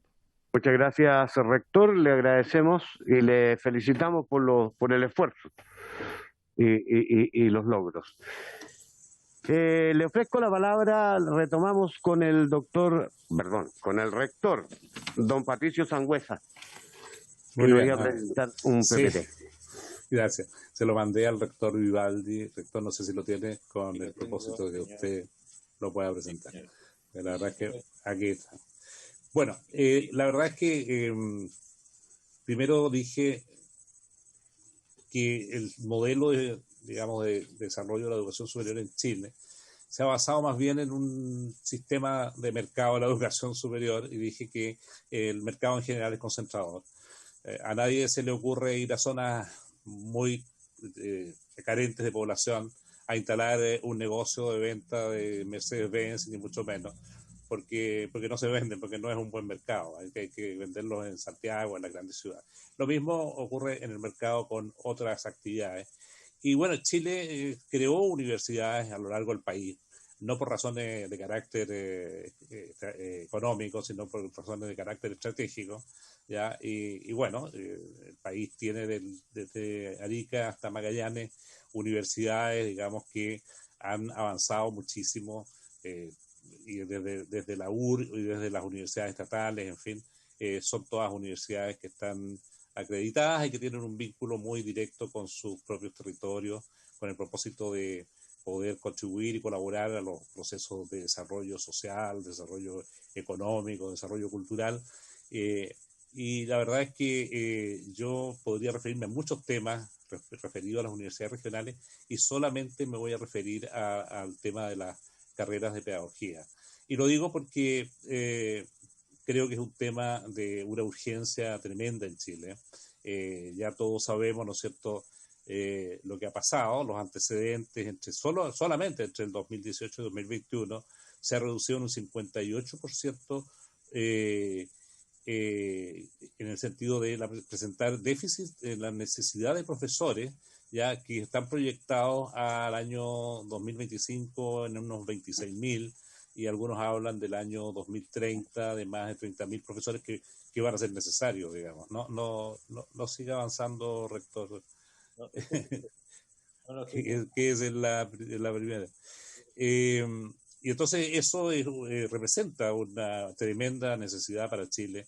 Ningún país que quiera desarrollarse tiene un sistema educativo, digamos, que tenga problemas incluso en la dotación de los profesores que tienen que servir en los distintos establecimientos educacionales a lo largo de todo el país.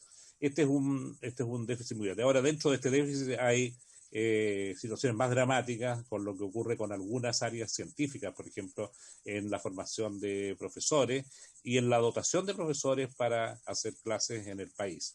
Entonces, cuando un país quiere prepararse hacia el futuro, que una sociedad del conocimiento, ya obviamente el avance de la ciencia y la tecnología, obviamente que tiene que preocupar temas esenciales como es la formación de sus profesores, ¿ya?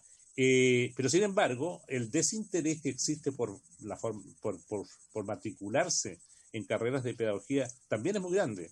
Entre las vacantes no cubiertas entre el año 2020 y 2021, o sea, recién, que corresponde al 51% ya de vacantes no cubiertas en pedagogía. En algunos casos, en algunas universidades, la situación es peor, ¿ya? Y en otras es un poco mejor por la concentración poblacional. El 35% de los estudiantes que no ingresan a la pedagogía no lo hubieran podido hacer si los criterios establecidos, digamos, por las leyes que establecían puntajes, digamos, de corte de 500 puntos. Hay que pensar que aquí la ley establecía una progresión en los puntajes hasta el año 2026 y gracias a una acción conjunta también con la Subsecretaría de Educación Superior pudimos lograr que este Congreso también aprobara postergar esa progresión de puntaje, porque la verdad es que era una descontextualización con la realidad. La realidad nos indicaba que los chiquillos ya venían en la baja, en la interés por estudiar pedagogía, y que hoy día, ¿no es cierto?, ese puntaje los habría reducido más todavía el número de estudiantes que no ingresan a pedagogía.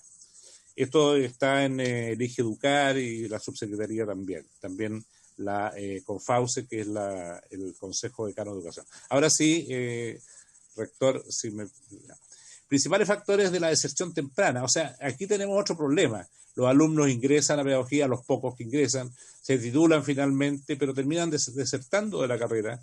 Entonces, hay una serie de razones por las cuales desertan, ¿no? Yo creo que Chile es uno de los países que más controles tiene a los profesores y menos profesionalizados, en el fondo menos autónomos son los profesores, porque hay una especie de desconfianza y eso creo que le hace muy mal. O sea, cuando uno compara con otros sistemas educacionales, en donde el profesor es un profesional autónomo total, ¿ya? Y que puede decidir y definir muchas cosas por sí mismo, hoy día nosotros en Chile por lo menos tenemos una formación, un desempeño poco profesionalizado. Entonces hay una escasa autonomía en la toma de decisiones. Yo recuerdo que en una visita que hicimos a Finlandia, pero también a Polonia, a Irlanda, esto de la autonomía es muy respetado por esos países, porque lo que les interesa a esos países son los resultados finalmente, los resultados de aprendizaje, cómo lo haya hecho, de qué manera, con qué metodología, digamos, es independiente, digamos, si no se miden más bien los resultados.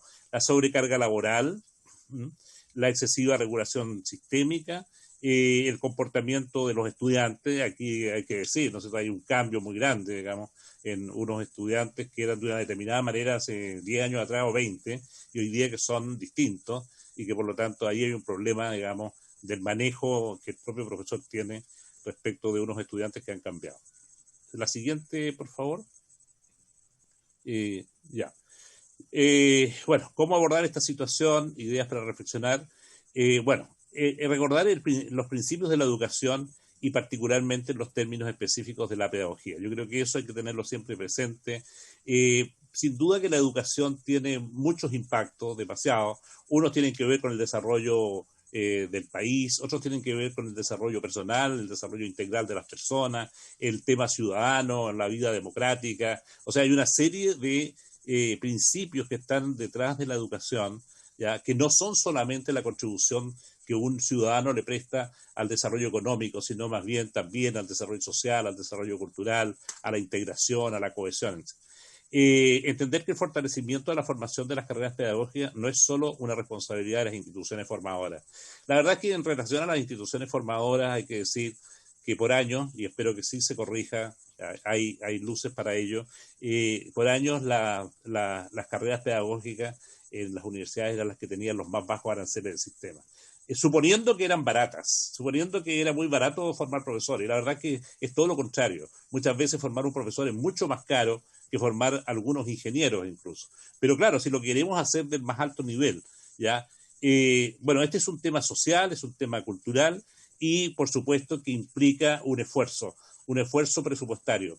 Los países que decidieron y pusieron a la educación como la primera prioridad del país se sacrificaron realmente.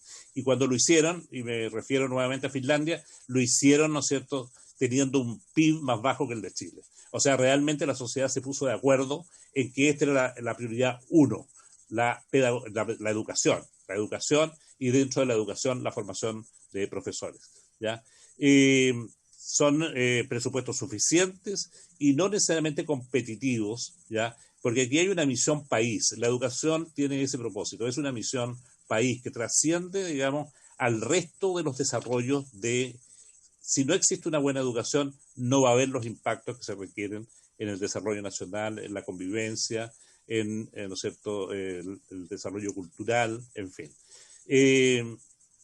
Bueno, entonces es necesario definir el valor que le otorga el país a la pedagogía y por lo tanto a la sociedad. Y en este ejercicio que hizo la Universidad de Chile con la Universidad Católica de Santiago, la Pontificia, tenemos que hablar de Chile. La formación y la educación pasó a tener prácticamente el primer lugar de las prioridades que las personas, 10.000 personas que trabajaron, que intervinieron ahí, dijeron, ¿no es cierto?, que la educación es la primera prioridad para ellos.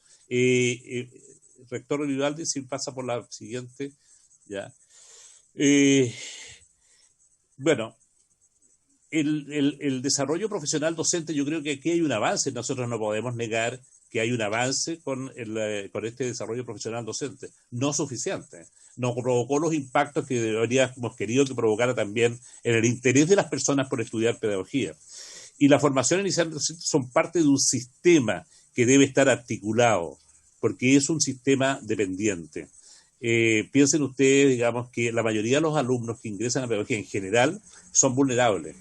Vienen de colegios particulares subvencionados o de municipales.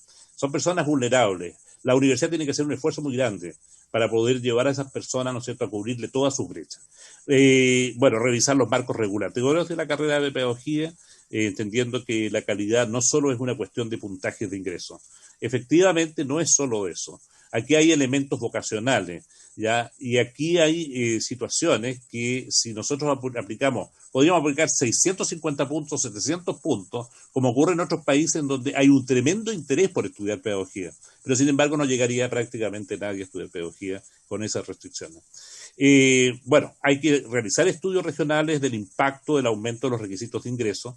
De hecho, ya se hizo ese trabajo, ¿ya? Y creo que hay que volver a revisar este trabajo de los requisitos de ingreso. Probablemente agregar otros requisitos de ingreso que tienen que ver más con la vocación de esas personas por ser profesores.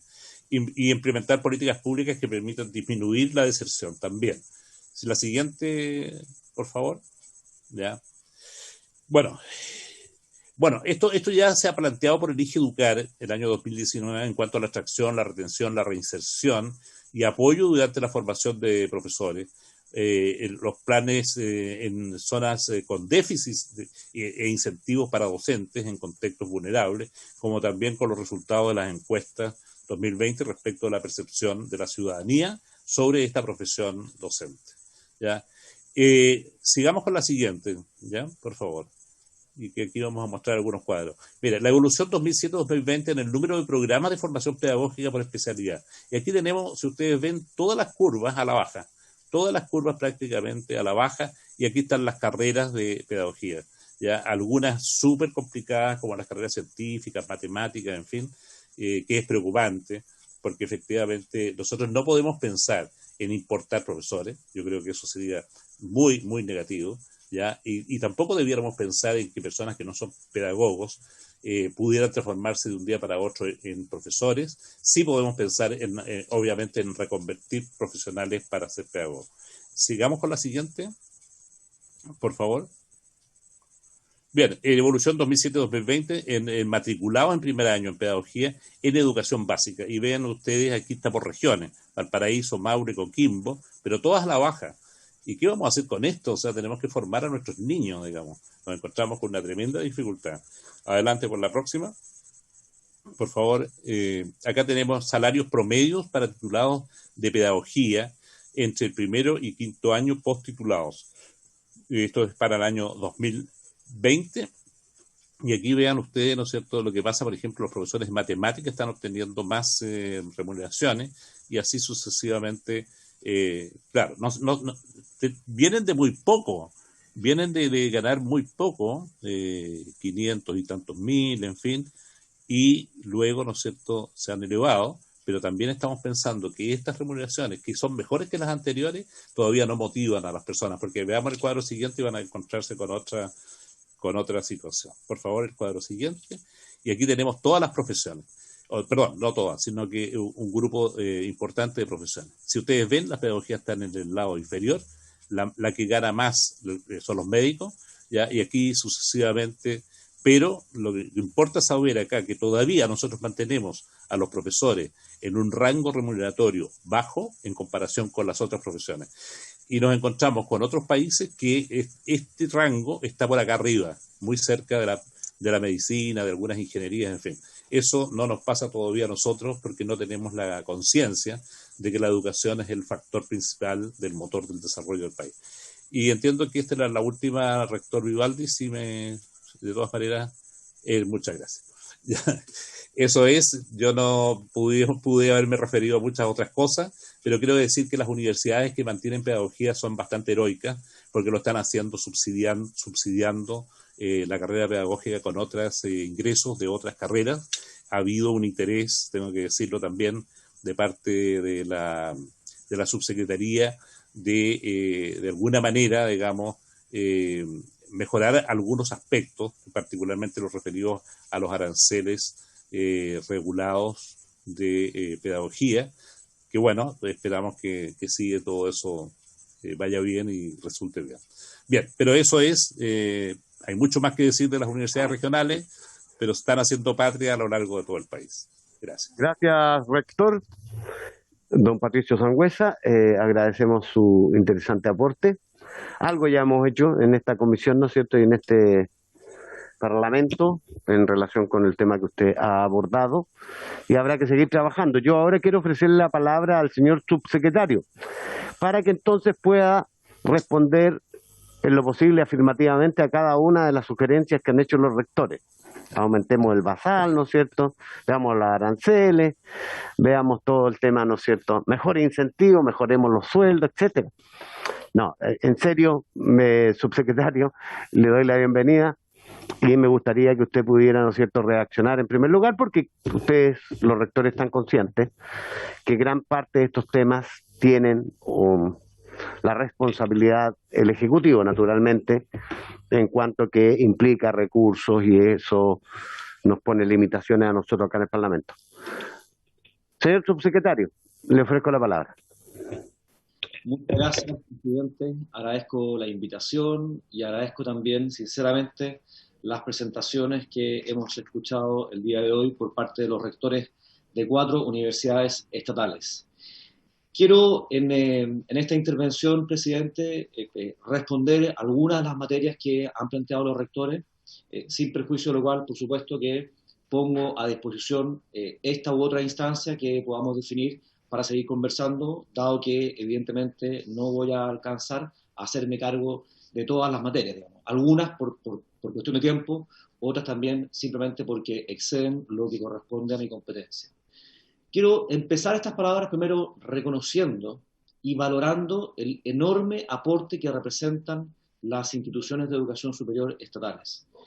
Considero, en primer lugar, de forma evidente, a las universidades, pero también no puedo dejar de mencionar a los centros de formación técnica estatales, a quienes hemos estado apoyando en su desarrollo y puesta en marcha, por así decirlo.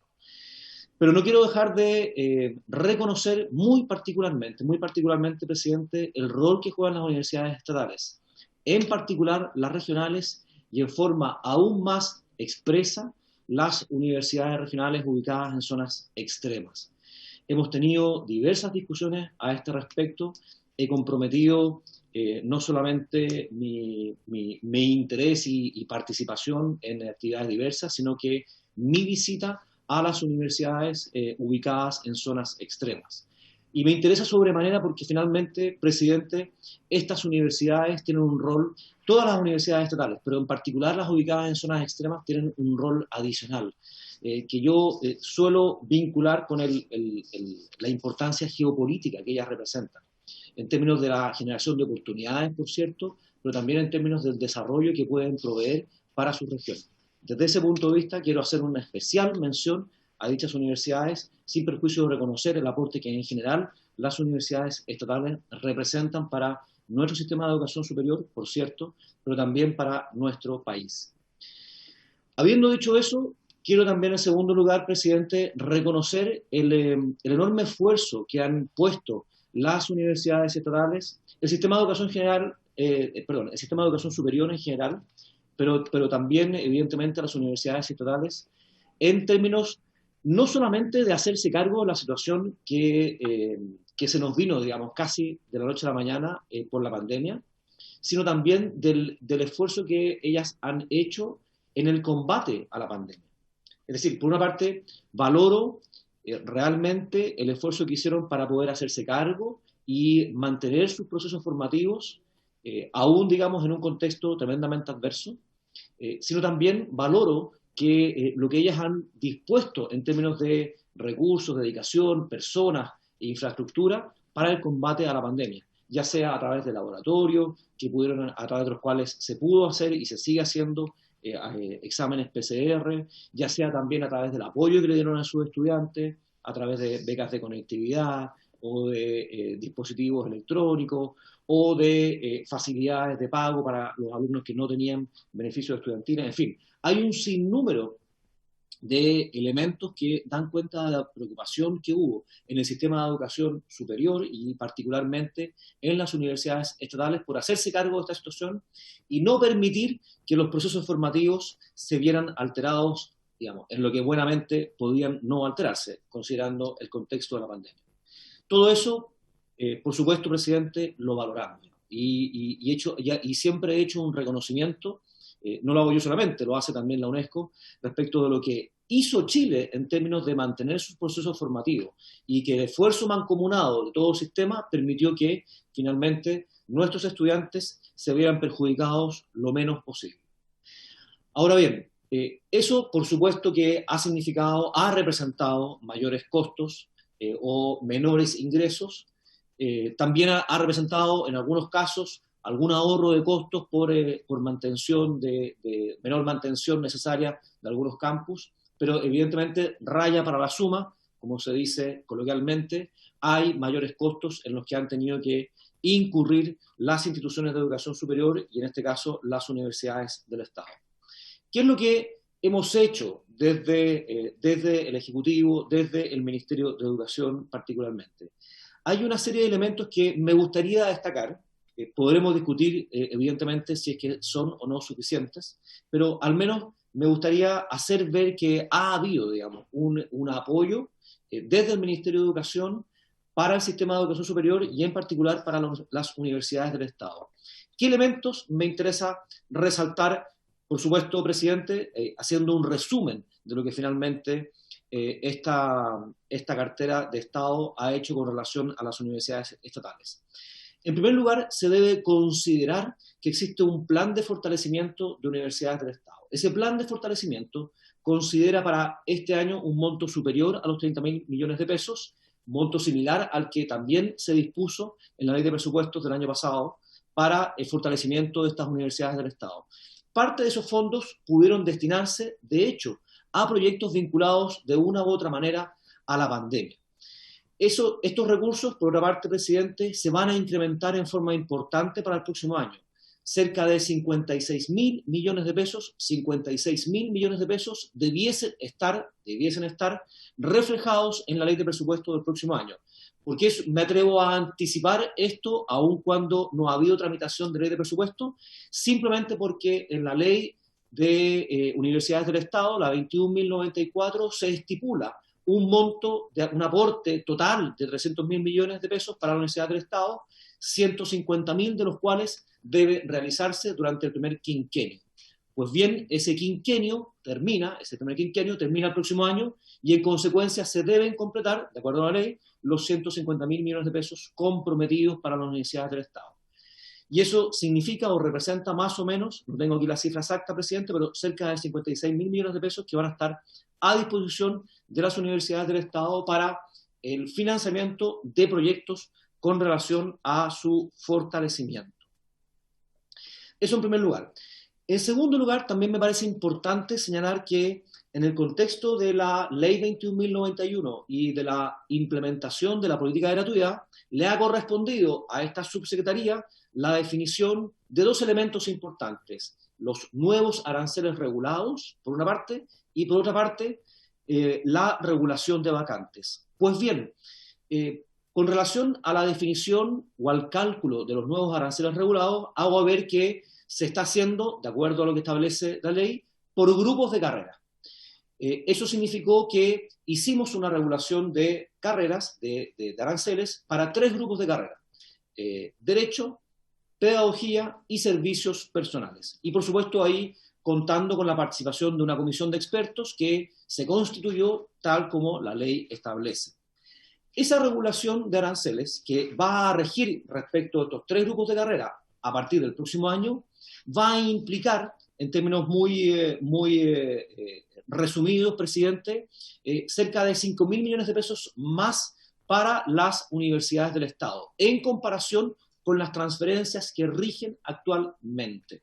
Eso me parece importante relevar en un contexto, por cierto, complejo desde el punto de vista presupuestario, cuestión que creo es más que comprensible dada la realidad, digamos, de la pandemia y las necesidades sociales, digamos, de apoyo social que ella ha requerido. Y con respecto también, presidente, a esa regulación de aranceles, hago ver que las carreras de pedagogía, tal como lo señala el rector de Sangüesa, de la Universidad de Playa Ancha, ha implicado para esas carreras un incremento promedio de un 25%. Y aquí me quiero detener muy brevemente. Ha habido por parte de este ministerio un interés especial, lo hubo desde el inicio, por incorporar en la regulación de aranceles especialmente a aquellas carreras que veíamos tenían una diferencia importante entre su arancel regulado antiguo y el costo de impartir esas carreras. Pero no solamente eso, quisimos poner en primer lugar a aquellas carreras que sabemos tienen un impacto profundo en nuestro sistema de educación superior, pero en particular en nuestra sociedad. Es decir, conscientes de la importancia de la formación de buenos profesores, quisimos que las universidades que imparten estas carreras no tuviesen incentivos perversos para cerrar esas carreras, sino que tuviesen los incentivos necesarios para mantener abiertas esas carreras y eventualmente abrir más carreras. Como consecuencia de esa preocupación especial es que pusimos a las carreras de pedagogía dentro del primer grupo de carreras que queríamos regular, y el resultado es finalmente positivo en términos de que en promedio los aranceles regulados que rigen las transferencias por gratuidad para esas carreras se incrementan a contar del próximo año en un 25%. Por cierto, presidente, discutiremos si es que esto es suficiente o no, si no hay otras medidas que también se puedan implementar, pero creo que debe ser también valorado, y sobre todo en el contexto actual.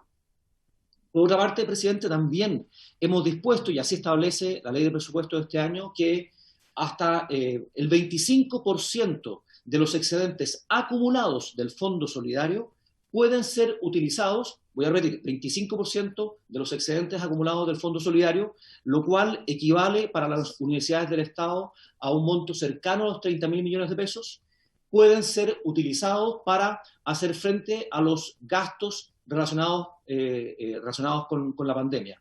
Gastos incurridos este año 2021 o el año 2020. Es decir, se contempló específicamente en la ley de presupuestos de este año que esos 30.000 millones pueden ser utilizados por parte de las universidades del Estado para hacer frente a estos gastos en los cuales hayan incurrido tanto el año pasado como este año.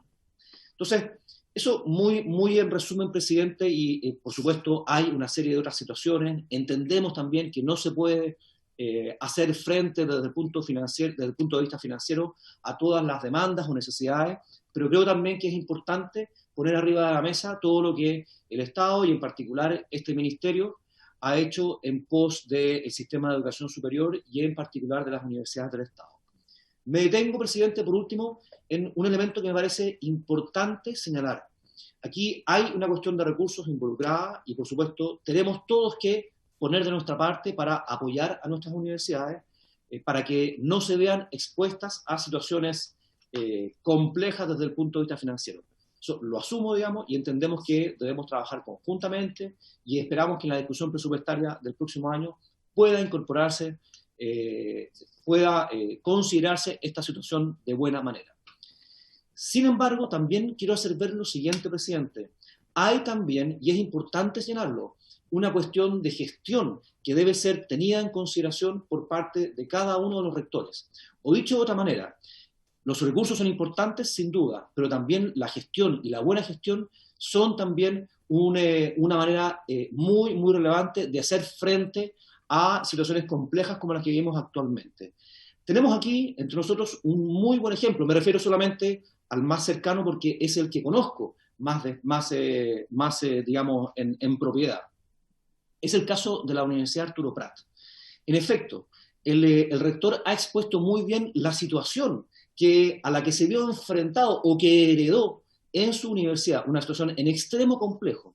Y sin embargo, merced a una muy buena gestión encabezada o liderada por el rector, acompañada de la junta directiva y, por cierto, por todas sus autoridades y órganos colegiados correspondientes, están logrando sacar adelante a esa universidad desde el punto de vista financiero. Cuestión que no solamente valoro, sino que celebro enormemente.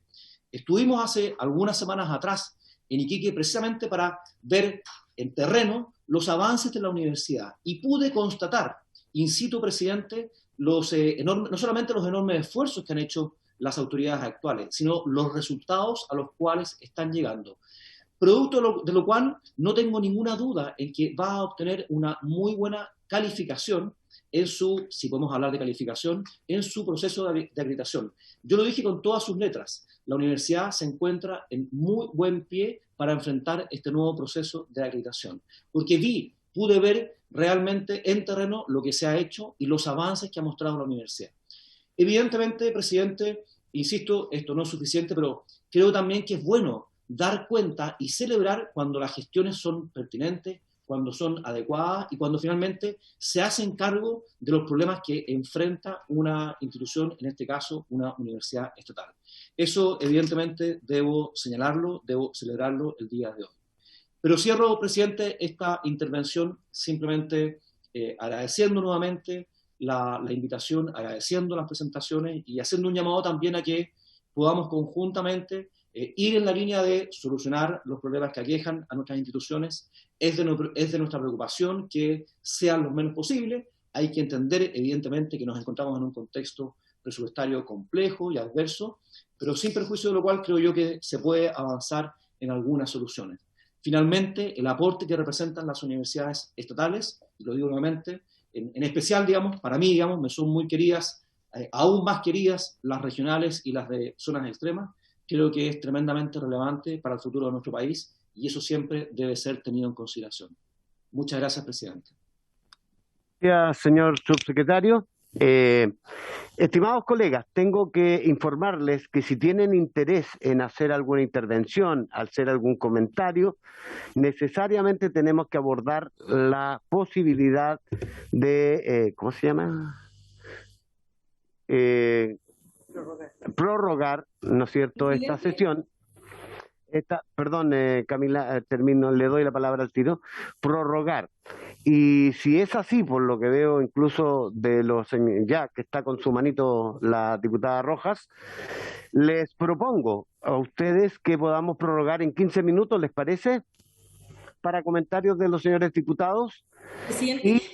Y al mismo tiempo les voy a pedir excusa porque, como ustedes saben, tengo que ir a tomar un avión para volver a mi casa. Y soy de regiones igual que ustedes. Entonces, y que quiero contraproponer, presidente. A ver, dígame. Gracias, presidente. Lo que pasa es que por la hora yo le pediría si es posible que podamos tener otra sesión en donde nosotros como diputados podamos referirnos al tema, porque ya escuchamos a los rectores y ya escuchamos al subsecretario, pero está bien difícil incluso en esos 15 minutos que podamos plantear las inquietudes y que se nos pueda responder. Y por la importancia del tema, si mejor tuviésemos otra instancia, usted también se tiene que ir, entonces le propongo eso. Yo sé que nuestros tiempos son difíciles, sí. pero se extendió bastante. Gracias, diputada. Yo la verdad es que eso es lo que más me acomoda, porque me interesa, ¿no es cierto?, participar de esa conversación. Creo que hay temas que quedaron pendientes con el subsecretario, como por ejemplo, ¿qué hacemos con el tema de gratuidad y la posibilidad de el año ¿no es cierto?, dada la circunstancia de pandemia, 2021, hay una propuesta interesante. Diputado señor González, el único problema que tenemos, diputada Rojas, y que lo tenga en cuenta el diputado González, es que tenemos una limitación bastante seria de tiempo, y a lo mejor podríamos intentar en comité hacer aquellos que quieran y los participen, ¿no es cierto?, en algún momento una sesión en que invitamos a nuestros mismos, porque tenemos un problema que no podemos citar en paralelo con la sala, como ustedes bien saben, por un tema reglamentario. Pero dado que es de gran interés el tema, pudiéramos con buena voluntad, por ejemplo, resolver que la semana de vuelta, durante la mañana podríamos volver a convocar a nuestros invitados y hacerlo en reunión de comité para no faltar al reglamento. Me parece, presidente. Diputado, muy buena. Diputado González, ¿quiere decir algo? Presidente, estoy de acuerdo con la proposición, pero propondría que ojalá pudiéramos también en el intertanto cada uno hacer una pequeña minuta de consultas especiales y consultar a los rectores sobre las conversaciones que seguramente han tenido con el gobierno y las respuestas que, digamos, han tenido del gobierno respecto de estas inquietudes, porque hubo una sesión especial, entiendo yo que ha habido mesas que han tenido los rectores y que también... No, digamos, diputado, pero no empiece a preguntar, pues si estamos definiendo cómo lo hacemos. Termino, estoy de acuerdo, pero que se incorpore ese elemento para saber la respuesta que ha dado el gobierno, porque evidentemente que en materia económica es el gobierno el que lleva, digamos, el que tiene las facultades. Prepare usted mismo las preguntas a ese respecto. Otra alternativa, si queremos darle más celeridad a este tema por la urgencia, se las propongo para que lo consideren. Tenemos semana distrital, pero perfectamente podríamos organizar una reunión vía Zoom, por ejemplo, en algún día en un horario en que se acomode a nuestras realidades de trabajo distrital. No sé, propongo en la tarde, 16 horas, 19, que pudiéramos dedicarle unas 2 horas al tema. Les ruego que no me respondan ahora, sino que envíen vía WhatsApp, en el WhatsApp que tenemos institucional, y si hay disposición, lo organizamos junto con nuestra secretaria. ¿Les parece? Muy bien. Señores rectores, siempre es un agrado y un privilegio, ¿no es cierto?, tenerlos en esta comisión. El tema que ustedes han abordado es un tema especialmente sensible para todos los que amamos la educación pública y que creemos que lo que han planteado es de una importancia capital. De manera que le agradecemos todos sus aportes, le agradecemos la buena disposición que ustedes han reconocido en el señor subsecretario. Le invitamos que de aquí a la próxima reunión vaya preparando su alma y su espíritu y sus contactos para que la disposición siga creciendo para abordar, ¿no es cierto?, y responder aquellos temas que han planteado y que yo no puedo sino empatizar, creo, la mayoría de nosotros. Así que creo que ha sido una muy buena sesión y quiero darles las gracias más sinceras a todos y a todas, especialmente a la cumpleañera. ¿No es cierto?, reiterar nuestro cariño, afecto y agradecimiento por su trabajo. Habiéndose cumplido el objeto de esta sesión, estimados y estimadas, esta se levanta.